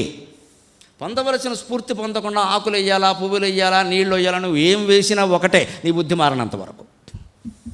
దానికి ఏదో చేయగానే మన పాపాలు పోతాయి, అటువంటి పథకాలు హిందూ ధర్మంలో ఉండవు. పాపం అనుభవించి తీరాల్సిందే. రామాయణం చాలా స్పష్టంగా చెబుతున్నమాట. కల్పకోటి శతైరపేయ అనుభవం లేకుండా పాపం క్షీణించదు. నా పాపం క్షీయతే లోకాత్ కల్పకోటి శతైరపి, కోటి కల్పాలు గడిచిన అనుభవం లేకుండా పాపం క్షీణించదు. పుణ్యమేనా అంతే. పాపం అంటారేమిటండి, పుణ్యమేనా అంతే. ఎంత మహాయోగి అయినా సరే ఒక్కోసారి జన్మిస్తాడు మళ్ళీ, ఎందుకో తెలుసా, పుణ్యాలు మిగిలిపోయాయి, ఆ పుణ్యాలు అనుభవించాలి. రామకృష్ణ పరమహంస అమ్మవారి కోసం ఏడిచి నన్ను కలిపేసుకోమ్మా, నీలో కలిపేసుకోమ్మా అంటే, నువ్వు చేసిన పుణ్యాలు ఏమవుతాయని అడిగింది ఆవిడ. ఆయన పుణ్యాలు వెంటనే అన్నాడు, ఎవరికైనా ఇచ్చేయమ్మా. ఎందుకు పుణ్యం ట్రాన్స్ఫరబుల్, పాపం కూడా ట్రాన్స్ఫరబుల్. పుచ్చుకునేవాడు ఉంటే ట్రాన్స్ఫర్ చేయొచ్చు, మీరు పోదు, ఎవరో ఒకరు అనుభవించాలి. ఎందుకంటే సృష్టి నిండా పుణ్యమైన పాపమైన భౌతికమైన మానసికమైన భావమైన పదార్థమైన ఉన్నది ఒక్కటే, ఏకమేవ అద్వితీయం బ్రహ్మ. అది ఇక్కడి నుంచి అక్కడికి వెడుతుంది, అక్కడి నుంచి ఇక్కడికి వస్తుంది తప్ప లేకుండా పోదు. నువ్వు అనుభవించి తీరాల్సిందే. అప్పుడు రామకృష్ణ పరమహంస ఎవరికైనా ఇచ్చేయమంటే ఆశ్చర్యం జరిగిందండి. మనం నమ్మడం కష్టంగానే పరమ వాస్తవం. 1886 సంవత్సరం ఆగస్టు 13వ తేదీ షిరిడీ సాయి, నేను ఇంక వెళ్ళిపోదలుచుకున్నాను, ఈ భక్తులతో నేను పడలేకపోతున్నా, వీళ్ళు మాయలు అంటారు, మహిమలు అంటారు, ఎవరికి జ్ఞానం అక్కర్లేదు, ఆ రెళ్లల్లో భిక్షాటం చేసుకుని నేను బతుకుతుంటే వీళ్ళు నాకేమో ఉంగరాలు పెట్టే ప్రయత్నాలు చేస్తున్నారు, ఇక్కడ ఈ లోకంలో నేనుండనని మహాలసాపతికి చెప్పి నేను వెళ్ళిపోతున్నాను అని అమ్మవారు నాకు ఆజ్ఞ ఇస్తుందో ఇవ్వదో 3 రోజుల పాటు ఈ దేహాన్ని ఇక్కడే ఉంచండి. షిరిడీ సాయి చరిత్రలో ఉంటుంది అన్నమాట. 3 రోజుల పాటు ఈ దేహాన్ని కాపాడండి, ఇస్తే వెడతాను, అక్కడ పాతి పెట్టేయండి, పలానా చోట ఏదో చేయండి, లేకపోతే వస్తాను అంటే, మహాలసాపతి పాపం భక్తుడు కదా, అందుకని ఆ ఒళ్ళో పెట్టుకుని బాబా నువ్వు రావాలని ప్రార్థన చేస్తున్నాడు. ఆయన తాపత్రయం అయింది. ఆశ్చర్యకరంగా షిరిడీ సాయి మళ్ళీ వచ్చాక స్వామి నువ్వు రావడం మాకు ఆనందమే, కానీ for the kind of information అంటామే, ఫర్ యువర్ కైండ్ ఇన్ఫర్మేషన్, నేను సమాచారం కోసం అడుగుతున్నా. మళ్ళీ ఎలా వచ్చారు అంటే, బెంగాల్లో గదాధరుడను ఓ భక్తుడు తీవ్ర తపన పడుతున్నాడు రా అమ్మవారిలో కలిసిపోవాలని. అమ్మవారు ఆయనకి అనుజ్ఞ ఇచ్చింది, కొంతకాలం నన్ను ఉండమని చెప్పింది అని చెప్పాడు. సరిగ్గా మీరు ఆ డేట్ 1886 ఆగస్టు 13 ఈ పరిణామం జరిగింది. 16వ తేదీని ఆయన పోయాడు, రామకృష్ణ పరమహంస పరమపదించాడు. ఆ 16 తర్వాత షిరిడీ సాయి వైభవం అఖండంగా పెరిగిందండి. ఆఫ్టర్ 1886 ఆగస్టు 16 ఇంకా అక్కడి నుంచి ఆయన బల్ల మీద కూర్చొని దీపాలు పెట్టడం, వేడి నీళ్ళ కుండలో చేయబడ్డం, ఈ మహిమలన్నీ అప్పుడు అంటే ఏమిటి, ఆయన చేసిన పుణ్యాలకి ట్రాన్స్ఫర్ అయ్యాయి, వాటిని శక్తిగా ఉపయోగించాడు. ఎప్పుడు పుణ్యాన్ని ఖర్చు పెట్టి తపశ్శక్తిని మీరు విగ్రహాలు సృష్టించినా, విభూతులు సృష్టించినా, రోగాలు తగ్గించినా, ఆ వ్యక్తికి జరిగే నష్టం ఏమిటంటే ఆ తపశ్శక్తి ఖర్చు అయిపోతుంది. ఎంత ఖర్చు అయిపోతుంది అంటే దారుణంగా, నేను ఉదాహరణ చెబితే బాగుండదు, చివరికి ఆ వ్యక్తికి అనారోగ్యం వచ్చే ఏ శక్తి కాపాడలేదు. ఎందుకంటే తపస్సు చేసుకునే వయస్సు కాదు, అన్నీ అయిపోయినాయి, భక్తుల కోసం అయిపోయినాయి. వారు రోగాలు తగ్గించారు, వీరికేదో చేశారు, వారికేదో చేశారు, దేశాధినేతలు అందరూ వచ్చారు, దండాలు పెట్టారు, చివరికి మనకు వచ్చేసరికి లేకుండా పోయింది. ఎందుకని తపశ్శక్తి అనేది బ్యాంక్ డిపాజిట్. బ్యాంకులో డిపాజిట్ చేశాక వీరు తద్దినం కోసం చెక్కు రాసినా, పెళ్లి కోసం చెక్కు రాసినా బ్యాంక్ మేనేజర్ గారు కట్ చేస్తాడు. మా నాన్నగారు తద్దినమండి, ఒకే ఒక తద్దినమండి, కానీ అనవసరమైన నువ్వు డబ్బులు వేసే ఉంటాడు. పెళ్లి శుభకార్యమైనా కట్ చేస్తాడు. అయితే మంచికి చెడ్డకి తపశ్శక్తి వినియోగం అయిపోతుంది, బ్యాంక్ డిపాజిట్లో తగ్గిపోతూ ఉంటుంది. నువ్వు కోపించినా తగ్గిపోతుంది, అనుగ్రహించినా తగ్గిపోతుంది. అందుకే హిమాలయాల్లో ఉంటారు మహాయోగులైన వాళ్ళు, మన మధ్యలో అబిడ్స్ జంక్షన్లోనూ భానుగుడి జంక్షన్లో వాళ్ళు ఉండరండి. ఎందుకంటే వీళ్ళు మొత్తం వెంటబడి కాళ్ళ మీద పడి కోరికలు కొరతారు. ఈ అనుగ్రహంతో తపశ్శక్తి నాశనం అవుతుంది. అందుకని అది ఉండాలంటే అక్కడే ఉండాలి. ఆ పుణ్యం షిరిడీసాయికి సంక్రమించి ఆయన ఎంత మహానుభావుడు అయ్యాడో సందేహమేలా, మహాయోగి, మహాదైవం, అందులో అనుమానమే లేదు ఆ విషయంలో. ఇది ఈ రకంగా ఉండడం వల్ల మహానుభావులైన వాళ్ళు కూడా అలా ఉన్నారు. అటువంటిప్పుడు ఆ స్ఫూర్తి విగ్రహం ద్వారానైనా, బాబాగారి విగ్రహమైనా, వెంకటేశ్వర స్వామి విగ్రహమైనా, ఆంజనేయ స్వామి విగ్రహం నువ్వు పెట్టుకుని, బాబా ఎంత త్యాగమూర్తి, ఆంజనేయ స్వామి ఎంత త్యాగమూర్తి, వెంకటేశ్వర స్వామి ఎంత మానవతామూర్తి, గోపాలుడు కట్టెపెట్టి కొడితే గోవుకు తగలాల్సిన దెబ్బ తన గడ్డం మీద తగిలేలా చేసుకుని ఇప్పటికీ వెన్న పూసుకుంటున్నాడే, వెంకటేశ్వర స్వామిని మించిన మానవతామూర్తి ఉంటారా అండి? ఎక్కడైనా మానవతామూర్తి ఉంటారా? వాడు కొట్టాడు గోవుని, అది వచ్చి నాకు తగిలింది, అందుకని నేను దెబ్బ పడాలి, అంతేకాని గోవు ఎలా పడుతుంది, గోవు అమాయకురాలు కదా అని ఆ దెబ్బ తాను భరించాడే, ఆ వెన్న పూయించుకుంటున్నాడు ఎప్పటికేను, అంతేగాని ఆ గాయం మానేలా చేసుకోలేడు. ఆయన మహిమవంతుడు, మనకు చెబుతున్నాడు కర్మఫలం అది, నా కోసం తాపత్రయపడ్డాడు, ఆ త్యాగాన్ని నేనే చేస్తున్నాను. ఈ చైతన్య మార్గంలో మనం నడిపించాలి. 20 ఏళ్లుగా నేను చేస్తున్న పోరాటం అంతా ఈ ప్రవచన చైతన్యం కోసమే. అయినా కానీ నాకు వచ్చింది ఏమిటి అంటే, ఆయన సామాజిక విషయాలు చెబుతారండి, ఏదో చెబుతారండి, అసలు విషయం తప్ప అన్నీ చెబుతారండి, ఇలాంటివన్నీ వచ్చాయి. అందుకే నేను చివరిగా ఓ పద్యం చెప్పి సెలవు తీసుకుంటా. వచ్చినవో అది వచ్చనిక వాదము చేసి ప్రయోజనము లేదు, వచ్చినవో అది వచ్చనిక వాదము చేసి ప్రయోజనంబు లేదు, అచ్చును గృద్దినట్లు బ్రతుకంతయు ఉన్నది ఉన్నయట్లు వాకృచ్చుట నాదు పద్ధతి. వచ్చినవో అది వచ్చనిక వాదము చేసి ప్రయోజనంబు లేదు, అచ్చును గృద్దినట్లు బ్రతుకంతయు ఉన్నది ఉన్నయట్లు వాకృచ్చుట నాదు పద్ధతి. విరోధములన్నీయు పూలదండగా గృచ్చి మెడం ధరించెదను. విరోధములన్నీయు పూలదండగా గృచ్చి మెడం ధరించెదను, అకుంఠిత రీతి పరాక్రమించెదన్. స్వస్తి.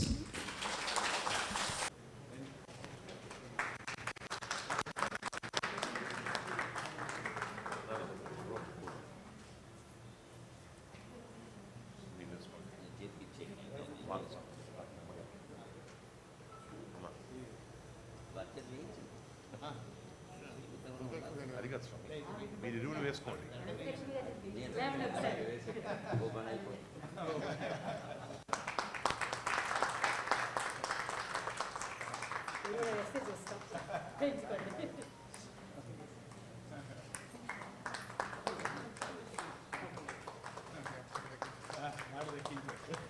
మా మాట దక్కించారు.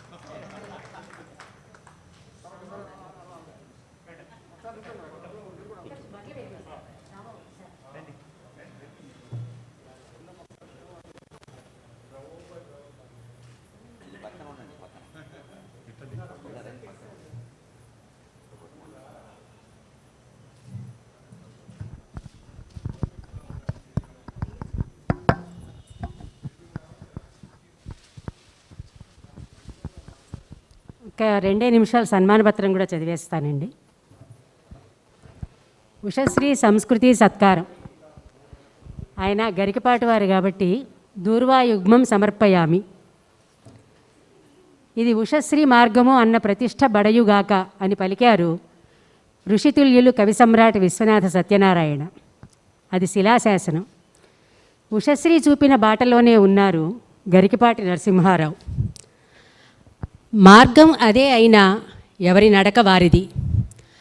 అమ్మ నుంచి ఉగ్గుపాలతో రామాయణ భారత భాగవతాలను ఆస్వాదించి ఔపోసన పట్టారు ఉషశ్రీ. బ్రతుకునిచ్చిన అమ్మకు పద్యకావ్యంతో నీరాజనాలు అర్పించారు గరికపాటి. హేతుబద్ధతతో చూసే తత్వం ఉషశ్రీ వ్యక్తిత్వం. సనాతన ధర్మాన్ని సామాజిక కోణంలో చూపించే సహేతుకవాది గరికపాటి. సమాజంలోని కష్మలం మీద కొరడా జళిపించారు ఉషశ్రీ. ఉపాధ్యాయుడిలా బెత్తం పట్టుకొని యువతకు హితబోధ చేస్తున్నారు గరికపాటి. కాలేజీ విద్యార్థులను వానర సైన్యంలా వారధి నిర్మించమన్నారు ఉషశ్రీ. ఆధ్యాత్మిక ప్రవచనాలతో కర్మలో పడితే మోసపోతావు అంటూ యువతకు పగ్గాలు వేసి నడిపిస్తున్న సారథి గరికపాటి. స్వచ్ఛమైన తెల్లని సంప్రదాయ వస్త్రాలలో ఉషశ్రీ, అంతే స్వచ్ఛమైన వస్త్రధారి గరికపాటి. ప్రత్యక్ష వ్యాఖ్యానాలతో శ్రీరాముని శ్రోతల కళ్ళ ముందుంచారు ఉషశ్రీ. అవధానాలతో ప్రేక్షకులను సంతోషపరుస్తున్నారు గరికపాటి. సంపూర్ణంగా కంప్యూటర్ అవధానం చేసిన ధారణా రాక్షసుడు గరికపాటి. స్తోత్రాలను నవజీవన వేదం చేశారు. పలకరిస్తే పద్యాన్ని చిలకరించారు. సాగర ఘోషను సప్త సాగరాలకు వినిపించారు. పిన్న వయసులోనే అవధానాలతో నరసింహుడై గర్జించారు. ఉషశ్రీ వ్యాఖ్యానాలతో ఇల్లిల్లు నైమిష తపోవనాలయ్యాయి. గరికే బ్రహ్మాస్త్రంగా సంధించి యువతకు కర్తవ్యబోధ చేస్తున్నారు గరికపాటి. శంకరాచార్య విరచిత స్తోత్రాలకు గరికపాటి వారి వ్యాఖ్యానాలతో తెలుగు ప్రజల హృదయాలు శంకరమయమవుతున్నాయి. జలపాతాల్లాంటి ప్రసంగాలతో సాహితీ దాహాన్ని తీరుస్తున్నారు. తెలుగు సాహితీ ప్రక్రియలకు ఖండాంతరాల్లో ప్రాభవాన్ని ఆర్జిస్తున్న గరికపాటిని అనేక అవార్డులు వరించాయి. నాటి సాహితీ ప్రభంజనం ఉషశ్రీ స్మారక పురస్కారంతో గరికపాటి వారిని సత్కరించుకోవడం అంటే మరో సరస్వతీ పుత్రునికి గురువందనం సమర్పించటమే. ధన్యవాదాలు. ఉషశ్రీ మిషన్.